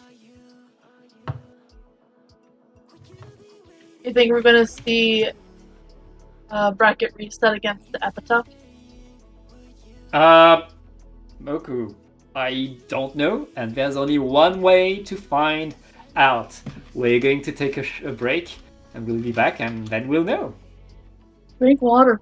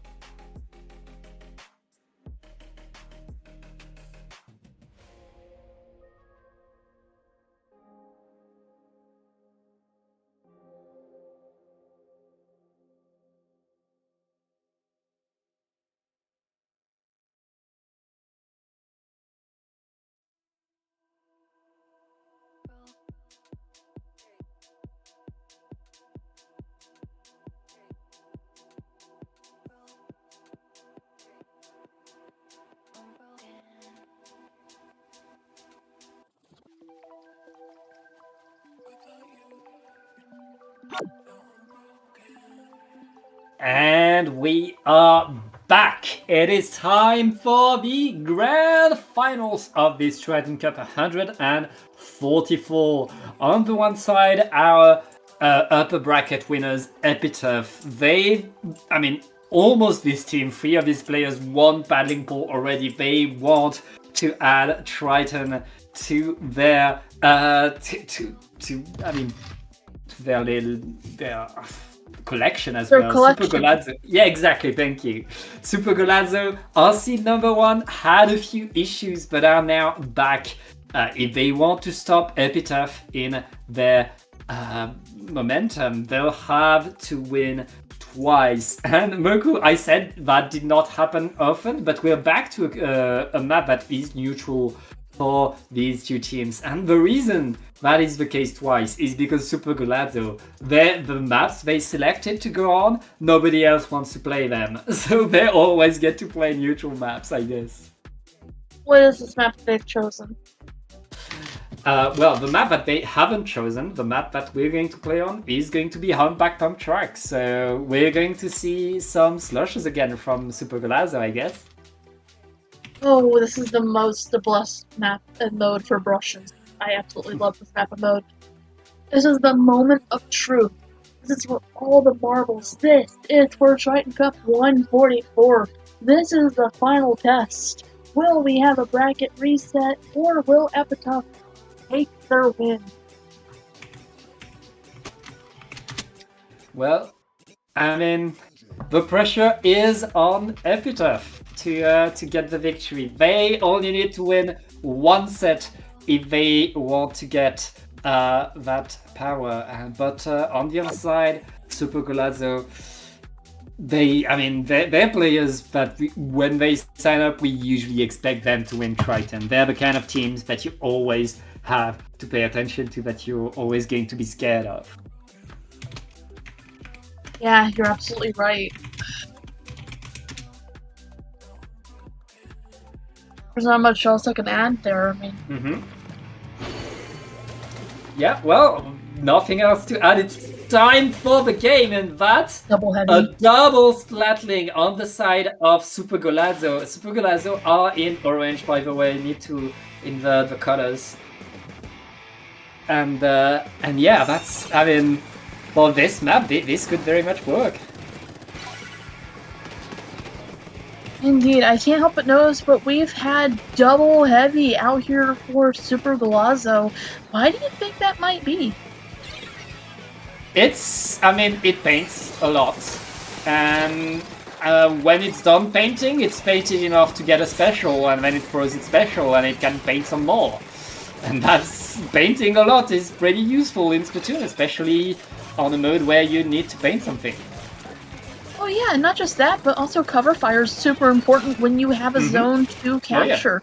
Yoshi's going out for it, and they could definitely benefit from the cover fire. Unfortunately, they have a heavy over there for them as well on the side of Super Golazzo. Yeah, Epitaph right now going in, but they get splatted. Super Golazzo will be able to get back by the zone, but they're able to paint it. The double heavy does that to a zone. Instantly the zone gets painted, and now Epitaph are around. Epitaph are able to get some aggro. Beautiful move by Acing and Yoshi to really force the fight forward. Super Golazzo kind of forced to move back, not really able to get control of mid. No, it seems like we're having a little bit of trouble getting out there, which is for good reason. But now we've got size advantage for Super Golazzo. We can now just keep the zone. Oh, but we've got a hammer coming in from the top rope as 2 go down on Epitaph. Nobody gets picked off with that hammer being thrown, but Viper has it locked down over here on the right-hand corner. Right-hand side, I should say. Yeah, right there. It's fight after fight. Everybody fighting for that zone. Super Golazzo, if they can repaint, penalty has not been applied yet, so they could very much extend their score, and they are able to do so. Epitaph will need to mount another push if they want to deny the lead. Right now, the pencil is able to get the splat. That's a lot of paint, and Epitaph keeps their advantage. Epitaph does exactly that, and with a heavy versus heavy fight, Skittles ends up losing that encounter. I forgot the Wave Breakers too. Wave Breaker is huge on this map because you can survive a ton of things, but if you're at like 0.5 health, Yeah. and then you trip over a Wave Breaker, well, that's it for you, for at least the next few seconds. Yeah, right now we see a fight for the zone. It looks like Super Galazzo will apply penalty. 2 minutes left. Both of these teams have shown us a good game. Both of these teams have been able to have a hold to push the other one out. But right now, Super Galazzo are getting rid of their penalty. The splashdown will not find anybody though. That could cost them as Epitaph is able to get more and more and more. Then comes the splat. That's a trade though. They're losing a special, but I don't think they mind. As Epitaph, wait! They didn't get the zone! The splashdown was not enough, Moku. That's only because Super Galazzo has the paint output that Epitaph just doesn't have. Epitaph does end up putting it in the neutral and claim the zone sometimes, but you have Wave Breakers, you have Double Heavy, you have an N-Zap, and a Blaster that is absolutely a rat. That is a lot for Epitaph to have to fight against. Even if they take the zone, they're going to have to work through their penalty points and keep it for a long time. We've got only a minute left here, Pat. What do you think's going to happen? Right now, I mean, the pressure is all on Super Galazzo with 1 minute left. They know Epitaph has plenty of time to get back. Penalty is almost done. Galazzo needs to go forward, but they just lost their zap. That's a big painting option, but they just lost. Epitaph holding it all. And I mean, if they can manage to keep them just a tiny bit longer, the splashdown is not enough though. Super Galazzo takes control forward. I mean, they're simply able to move forward and take space. That's super important for them to do. I've been so captivated by this match. It's so close. We got one going down to the heavy edit. Not the heavy edit. It's just a heavy spotlight. I keep adding edit. 5 seconds left. Yeah, right now Galazzo just Epitaph needs to needs take to it. paint. No, I didn't paint.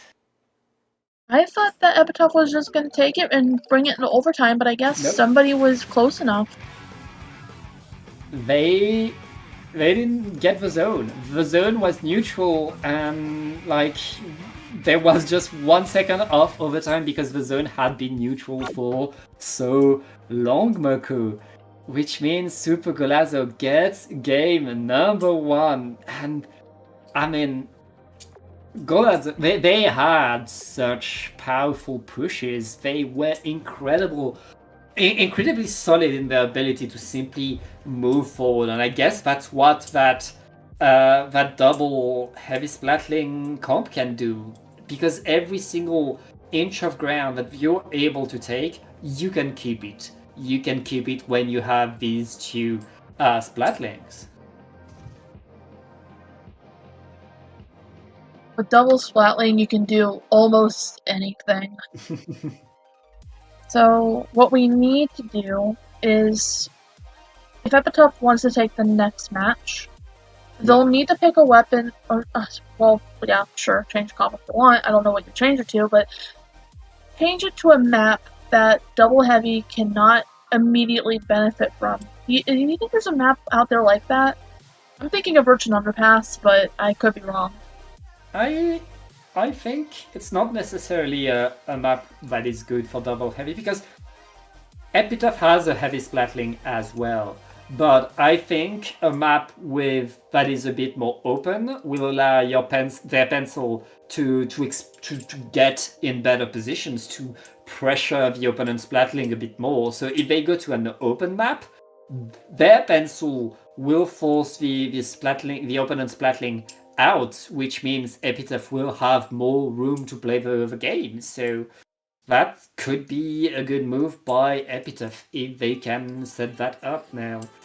I mean, they have a big chance of map that they can go to, but I like to think that they should go to something that is good for pencil and they will have a good time.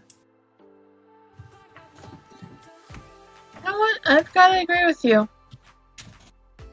So I wonder if there's going to be any comp changes. Like, are they going to keep the double heavy, or could they switch off of that? If I see double bamboo here, okay, yeah, this makes sense. If I see double bamboo at any time, I'm just gonna end up getting silver vomit.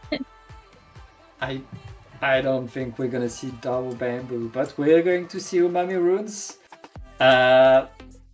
Very much. That's an interesting map, especially because you paint this zone differently. First of all, because there's two zones. Also, they're so small, and there's a top mid in the between the two. Like the way you cap the zone, and capping the zone was kind of a weakness of Epitaph. Several times they were not able to paint the zone despite being on top of it, and that cost them a lot on Humpback Pump Track. So going onto a map where the zone plays differently, that's honestly a good move by them. Right, we keep our comp, and we're getting off of double heavy. Okay, yeah. And we're bringing out Zimmy, and we're bringing out... I feel like there's another new thing over there. Yeah, there's an Elita now on the side of Super Golazzo. I mean, of course, we would expect them to have an Elita. We saw them use it already in lower bracket finals, and I mean, they're very dangerous right here. Both teams trying to fight for control. Whoever wins this fight, and well, there's a few extra splats to the side. 3 down onto Golazzo. Epitaph able to take the first fight. They're going to take the zone, and now the big question is how much can they push Golazzo out? That's a really good question. I think Super Golazzo is being pushed out a little bit just because you have that pencil and you have the blaster, which is a rat. But now we're going to start pushing in here. We're going to start getting a little brave. We're going to watch 3 of our friends go down. And it's the right time to retreat and regroup. This is where you would want to try to regroup in VC and try not to panic, because this might be perfect conditions for staggering. You don't want that. Yeah, and right now Epitaph are holding their side pretty strongly, but Golazzo, their blaster is getting a triple as they get a final trade. Huge move right there by the blaster for Super Golazzo. I mean, that's the comp from Golazzo that we saw earlier. They need their blaster to pop off, and as we just saw, that blaster delivers.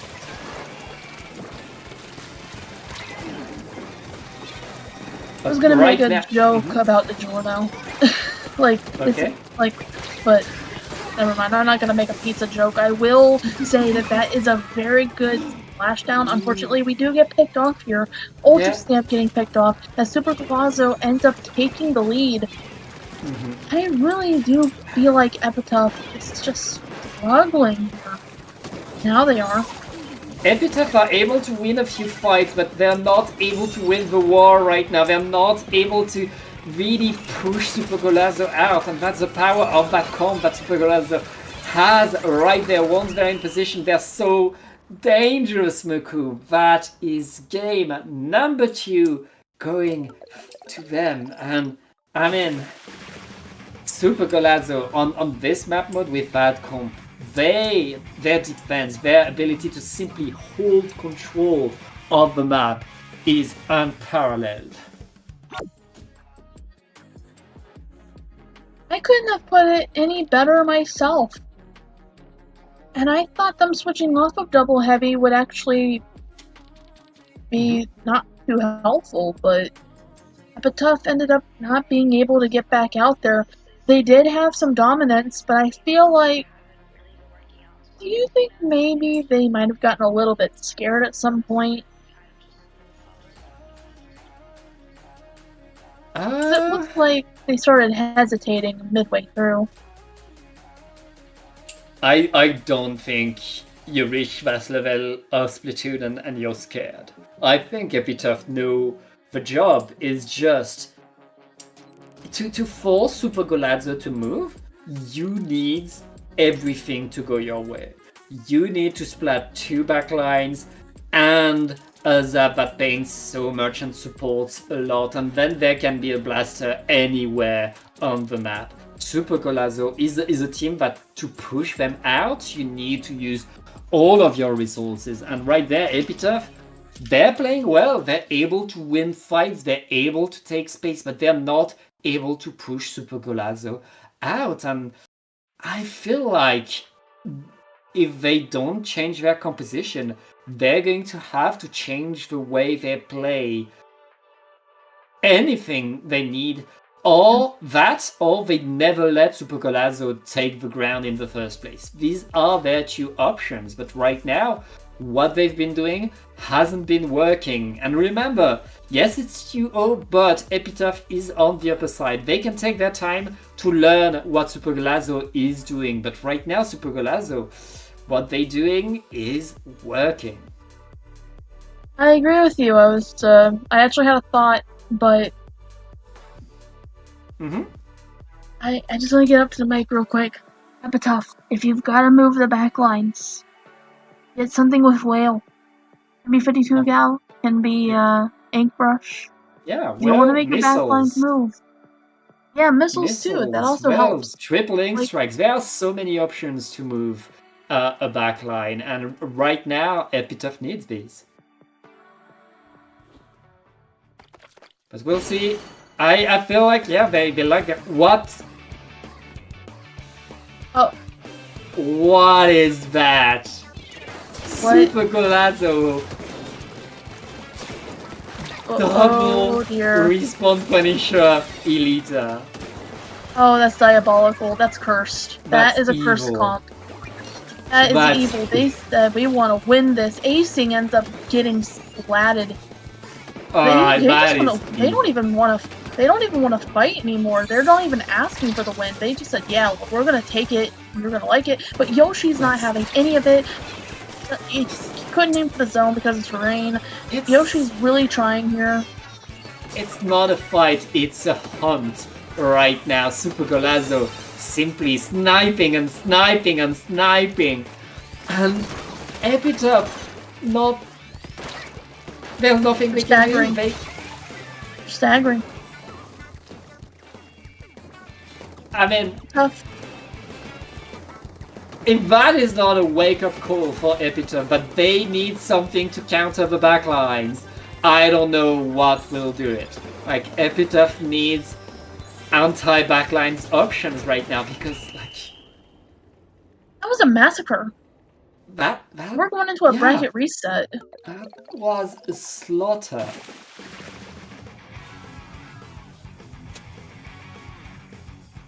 But I don't know, Pat. That was just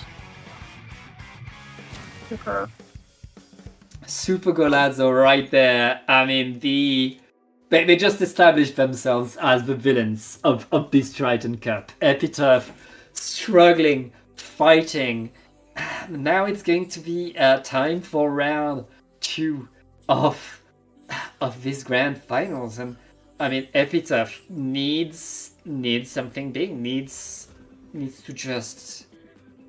They need to learn. They need to adapt, because Super Golazo just absolutely played them. absolutely right. It's actually pretty scary to see. Like, I'm not even on the battlefield, and I'm just kind of clutching my ink brush right now. I'm just like, no.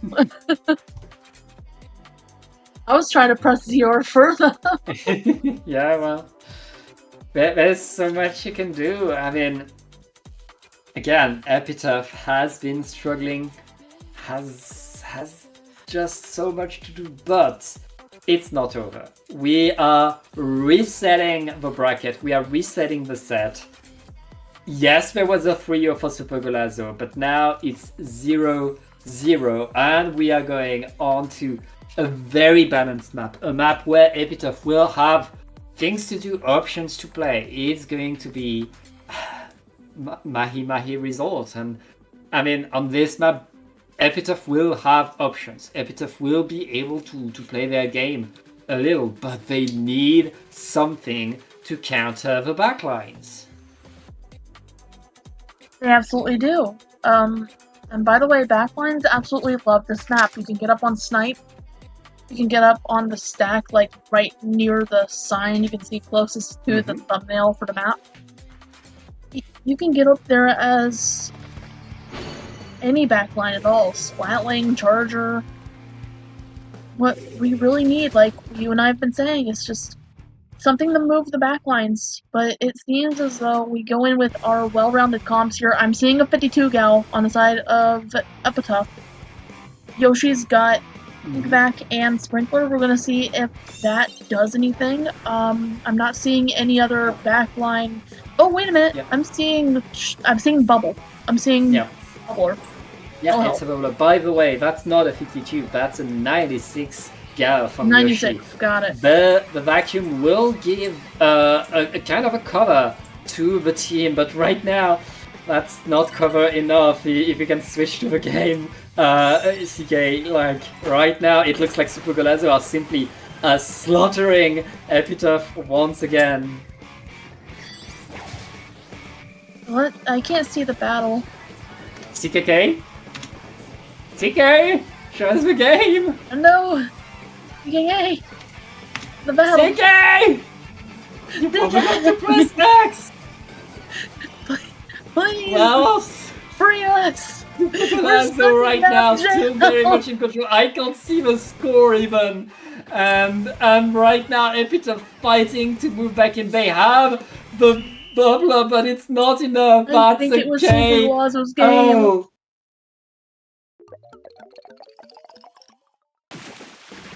Oh. Alright, got it. I'm also sorry. Looks like a Also, dog tail. CK had an emergency and couldn't show you the game. But in a way, we're kind Well, of that's like happy a we dog didn't see jail. that. I mean, Don't worry, CK's dogs ate the stream.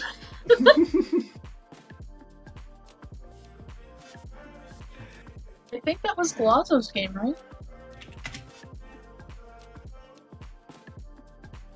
yeah, well, it happens. We're doing our best to show you the games, but well, we couldn't.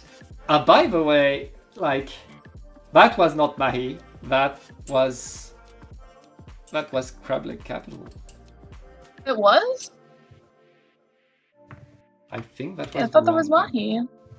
Wait. Or did I see wrong? I think I saw grades, but I mean.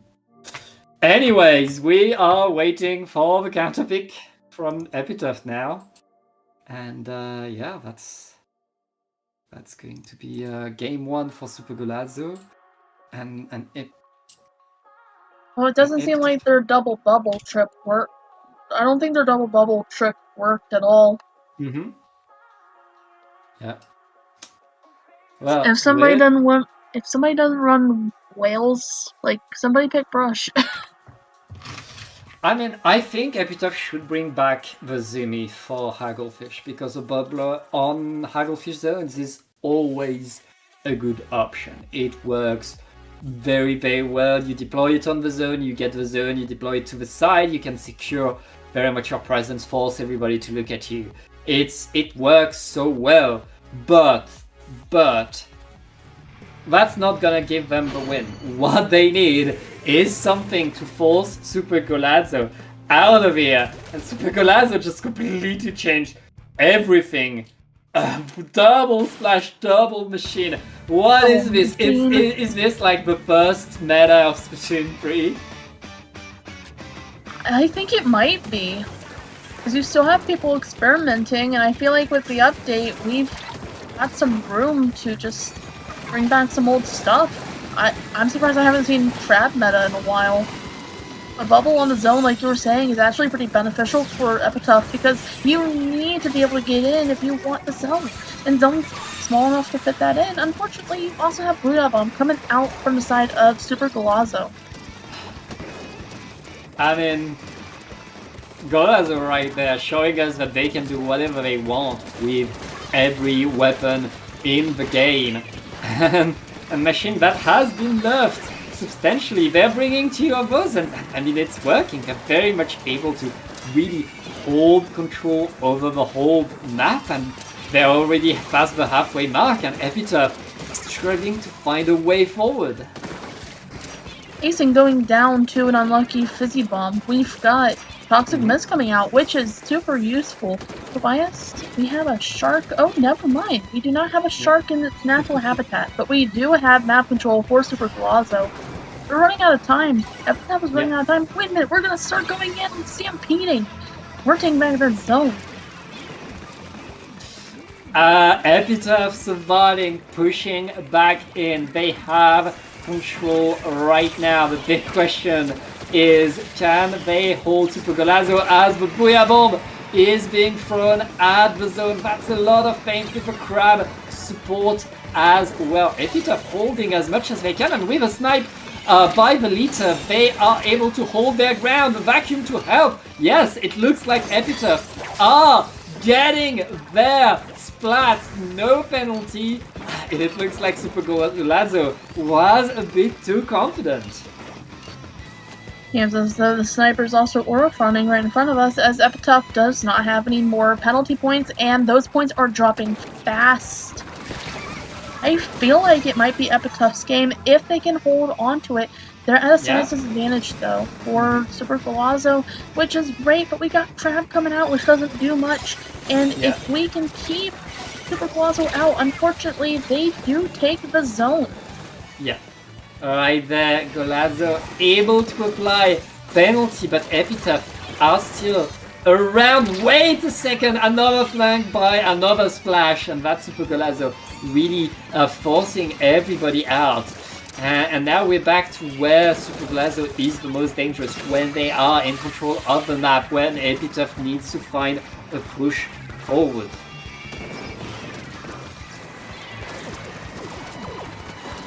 Now that Booyah Bomb just kind of seemed a little bit personal for that E-Leader. Yep. You could have aimed it at the other three, but E-Leader was just kind of bouncing there. Yeah. And right there, Super Galazzo are holding the zone. No more penalty. 3 down on Epitaph. Moku, I think. I think. Yep, that's game for Super Galazzo. And we are at match point for Super Galazzo. Epitaph, listen here. Come here, Epitaph. Come up here to the mic. Gather around. Epitaph, gather around. Listen up. Get whale. That is all. I'm just telling them to get whale. Sure, Moku, I don't think... Because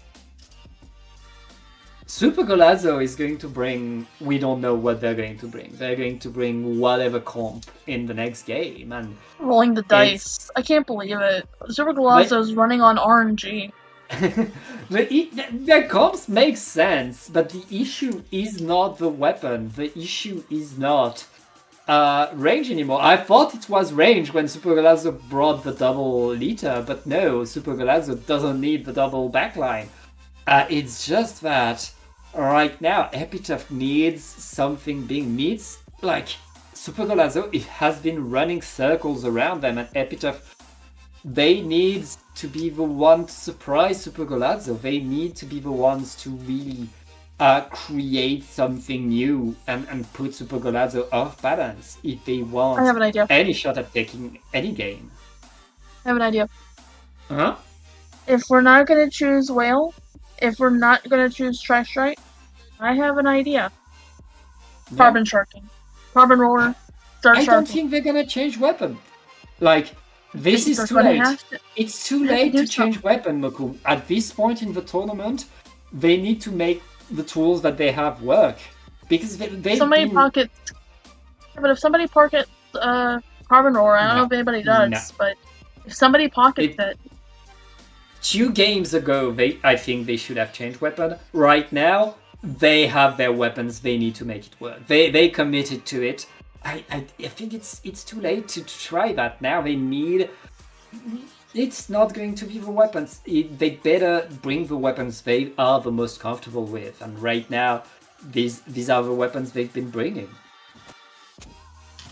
I mean, I guess if you put it that way, it would be understandable why Epitaph won't change anything. But yeah, It just seems like this is the definition of doing something over and over and hoping it works. I feel like if somebody pockets something, now is the time to see if it works. Now is the time to gamble. That's just my mindset. I guess that's a possibility, but I feel like it's too late. Anyways, we're going to go on to Ingot Art Academy. We saw a Epitaph player here in upper bracket finals. They were able to have a good presence here. They were able to have good control, to fight well, but it was not against Super Golazo. It was against a different team. And Super Golazo has shown that what works against anybody else doesn't matter. All that matters is that they're going to bring chaos, and that Epitaph will need to adapt on the fly and be ready for it.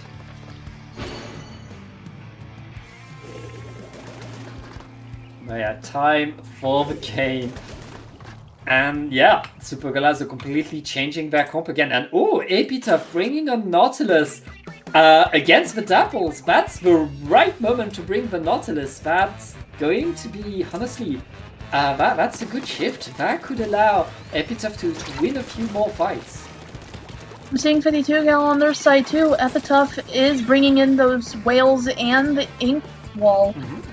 Now we're going to start seeing some changes here because Epitaph had the zone at first, but now we've got Super Golazo moving in. Yep. Size advantage as well, and with Luna Blaster just left.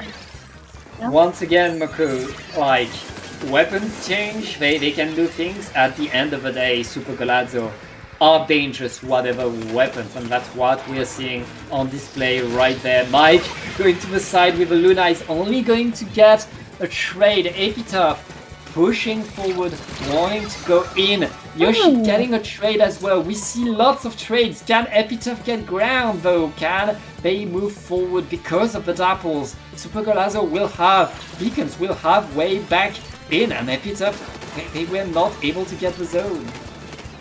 Ooh. Now, 52 Gal will just need to get their whales immediately.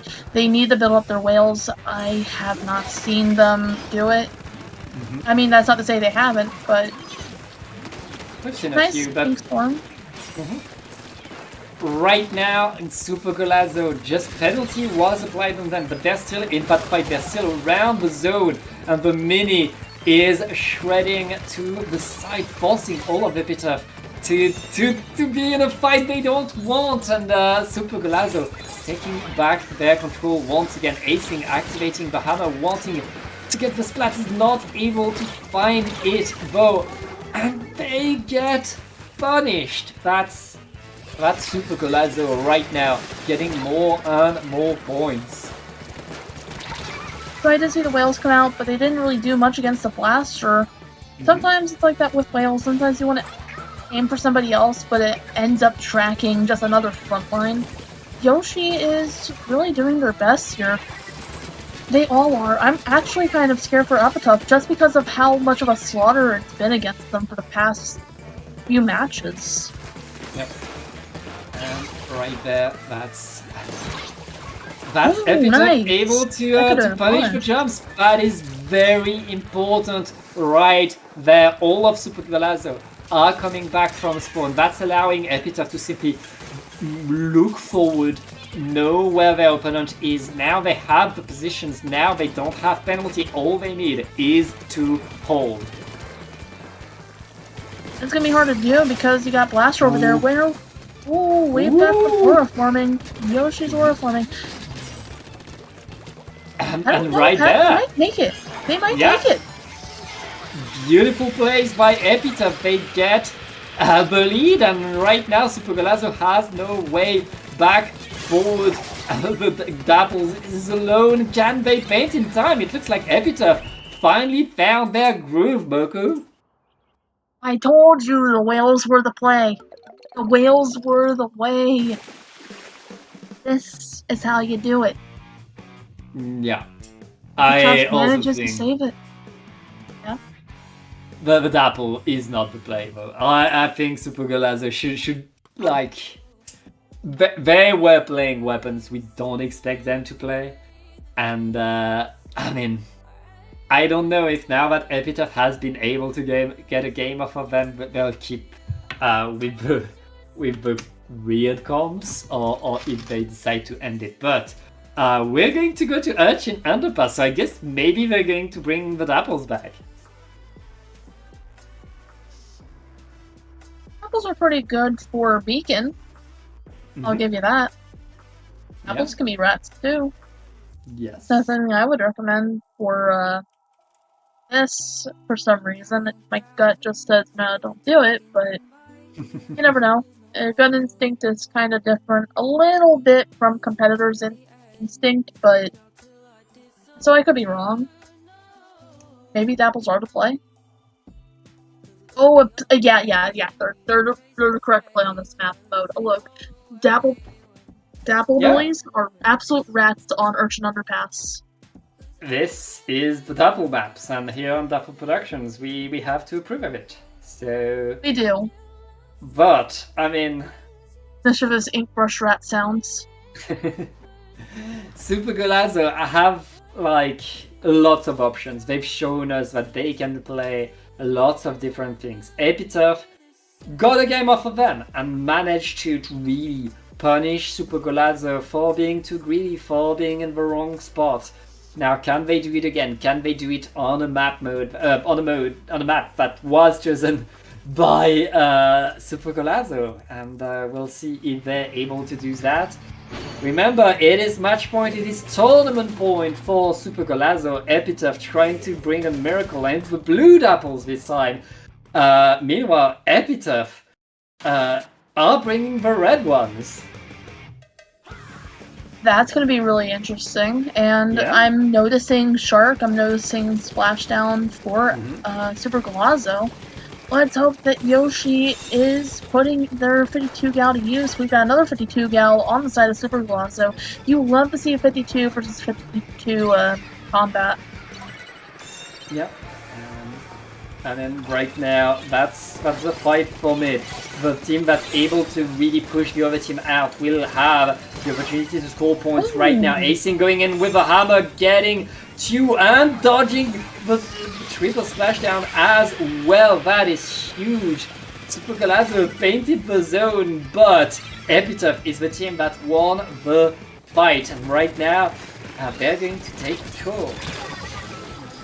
That was a nice trade with Yoshi. 52 gal ending up with another trade this match with Yoshi only returning. Is that fast respawn? I mean, there's drinks on the map, there's beacons, there's always way back forward Yoshi. And always here in the fight, able to get the splat big moves by the 52 gal. And right now, Super Golazo, they're facing a new Epitaph, an Epitaph that's fighting better. Like I said, the 52 gal, the whales, the wall is the way to go. I called it. Ooh. I called it. Yeah, and right now, Epitaph is holding the zone. Just a few more ticks is all they need. Can Super Golazo paint? It looks like it's not gonna work. Epitaph ties up the score. Epitaph is going to do a reverse sweep. I feel like they're gonna. I mean, everything's possible. It's. Do you know what happened on Wednesday on Paddling Pool, Moku? I can't remember. Epitaph was in Grands. Oh yeah, I wasn't there for that. That was you and Mouse. Yes. I might have been listening a little bit, but I was kind of. Moku. Epitaph got a bracket reset. They were coming from the lower side, but after a bracket reset in a final game, they got a reverse sweep to win it all. And right there, they're on the verge of doing that again. That's not supposed to happen, Epitaph. That's not supposed to happen. But it is. They're just like playing different this week. But Super Golazzo just counterpicked Mincemeat Metalworks, and I mean they're going to bring back the backlines, and that's going to be the true test for Epitaph. Will the whale be enough to move the opponent? Because whale is okay to move someone that's far, but it's not the best. So that's the true test. When Super Golazzo brings their A game or goes on a map that's backline heavy, and they're going to probably get the liter, if not the liters. Like Epitaph will need to move them. You know what? That is very true. Mm-hmm. This map mode is kind of something I would not. I'm not too thrilled about playing it, but I am thrilled about spectating it. Well, it's time to spectate it. Whatever happens, this is the final game of this tournament, and we I'm have seeing the mini come out again. Yep, very similar comps between these two teams. Epitaph still, they want their beacons, and these beacons could help them on what is a big map, give them a few more jumping spots now. Super Golazzo has the range advantage thanks to the Lita, and here the Lita will be the one to splat. I'm loving the movement that Acing is doing here. Oh, but getting the hammer cancelled by the pencil. Super Golazzo has been going in hard and fast against Epitaph, but Epitaph is fighting back. We got Skittles up here on the truck. This is a good spot for your backline, especially for a mini that can recharge as fast as they can. Yeah. Epitaph right there have taken the position, and they're able to wait for the right moment. Acing to the side, finds the splat on the liter, activate the hammer. There's all eyes on Acing right there. And I mean, that's what Epitaph needs to do. They need to punish their opponent, and they're able to do so. Now they're going to score points, Moku. No more penalty points left. We've got the Wave Breaker coming out, which does help them a lot with a splashdown. That helps them take back zone. But we got Trizuka coming out and Acing going down. But can Mike get taken out by Trizuka? No, but they do get a nice dunk on Skittles, which Super Golazzo has the lead, and, well, not the lead, yeah, but they're going to get the lead. Now they're going to push in. And they have so much presence. Look, their blaster on the opponent's platform. Epitaph, it's going to be so awkward for them to push forward, especially on a team like Super Golazzo, a team that is so good at holding space. Right there, Epitaph, they only have a few ticks left. They're going to have to make this push work, whatever happens. Skittles is to the side with the mini, but Skittles is surrounded. Skittles able to splat the zap, that is huge. Now Beat Bazooka activated. That's the opportunity. Can Epitaph paint the zone? Super Golazzo still here. They want to get their victory, but Epitaph is still in, and they stay alive. That is an amazing save. Unfortunately, you are going to have to hold it down for a while, Epitaph, but I believe no more penalty points to have to deal with. Well, I spoke too soon, but Yoshi, I feel like with your whales, you're going to end up helping out your team a ton here. Like, we could save it, especially because you've got the zone back, but we're cool it up on the side of Super Golazzo. Right now, that's a lot of paint by Epitaph to really hold the zone as much as they can. Super Golazzo not, well, they're able still to apply penalty to take that control, but they're not able to push Epitaph out. And that's the weak point for Golazzo. They need their pop-off if they want to really push their opponent out of here. Right now, Epitaph still in that fight, still around. They have to contend with so much paint, though. Super Golazzo are simply keeping the paint on the zone and making sure that Epitaph is forced to wait for a better opportunity. But waiting isn't exactly all that they can do. You've got 1 minute and 17 seconds left. of course, it is a long time in terms of competitive Splatoon, but you get a double acing! No way! We got triple now! Yoshi! Yeah! That is a big Yoshi! move Yoshi! by Goodness, let's go! Epitaph. Incredible, they now have the control. 1 minute left in the game. If Epitaph can hold a bit longer, they could get it. But Super Golazzo coming back so fast. The splashdown will apply a penalty, and Mike is just roaming around, just hunting for more and more splats. And they get more splats. Now, 30 seconds left. Epitaph will have to just go in for it. Excuse me for a moment, I'm so sorry. I mean, right there, Super Golazzo getting a bit more, but a beautiful splat by Skittles with Bazooka. We are just in the last few seconds of time. Epitaph needs to keep the zone painted. They know they can't let Golazzo get back onto the zone. The splashdown is ready for Golazzo. They're going to wait for the... yeah, well, that's it. And Super Golazzo, despite all the fighting by Epitaph, it's going to be Super Golazzo getting the victory. Indeed it is. GG's both teams. And I ended up getting called away from food. I have been given dinner. I have french fries. But GG's all teams. Yeah. What do you think Epitaph would have to have done? Huh? What do you think Epitaph would have had to have done different?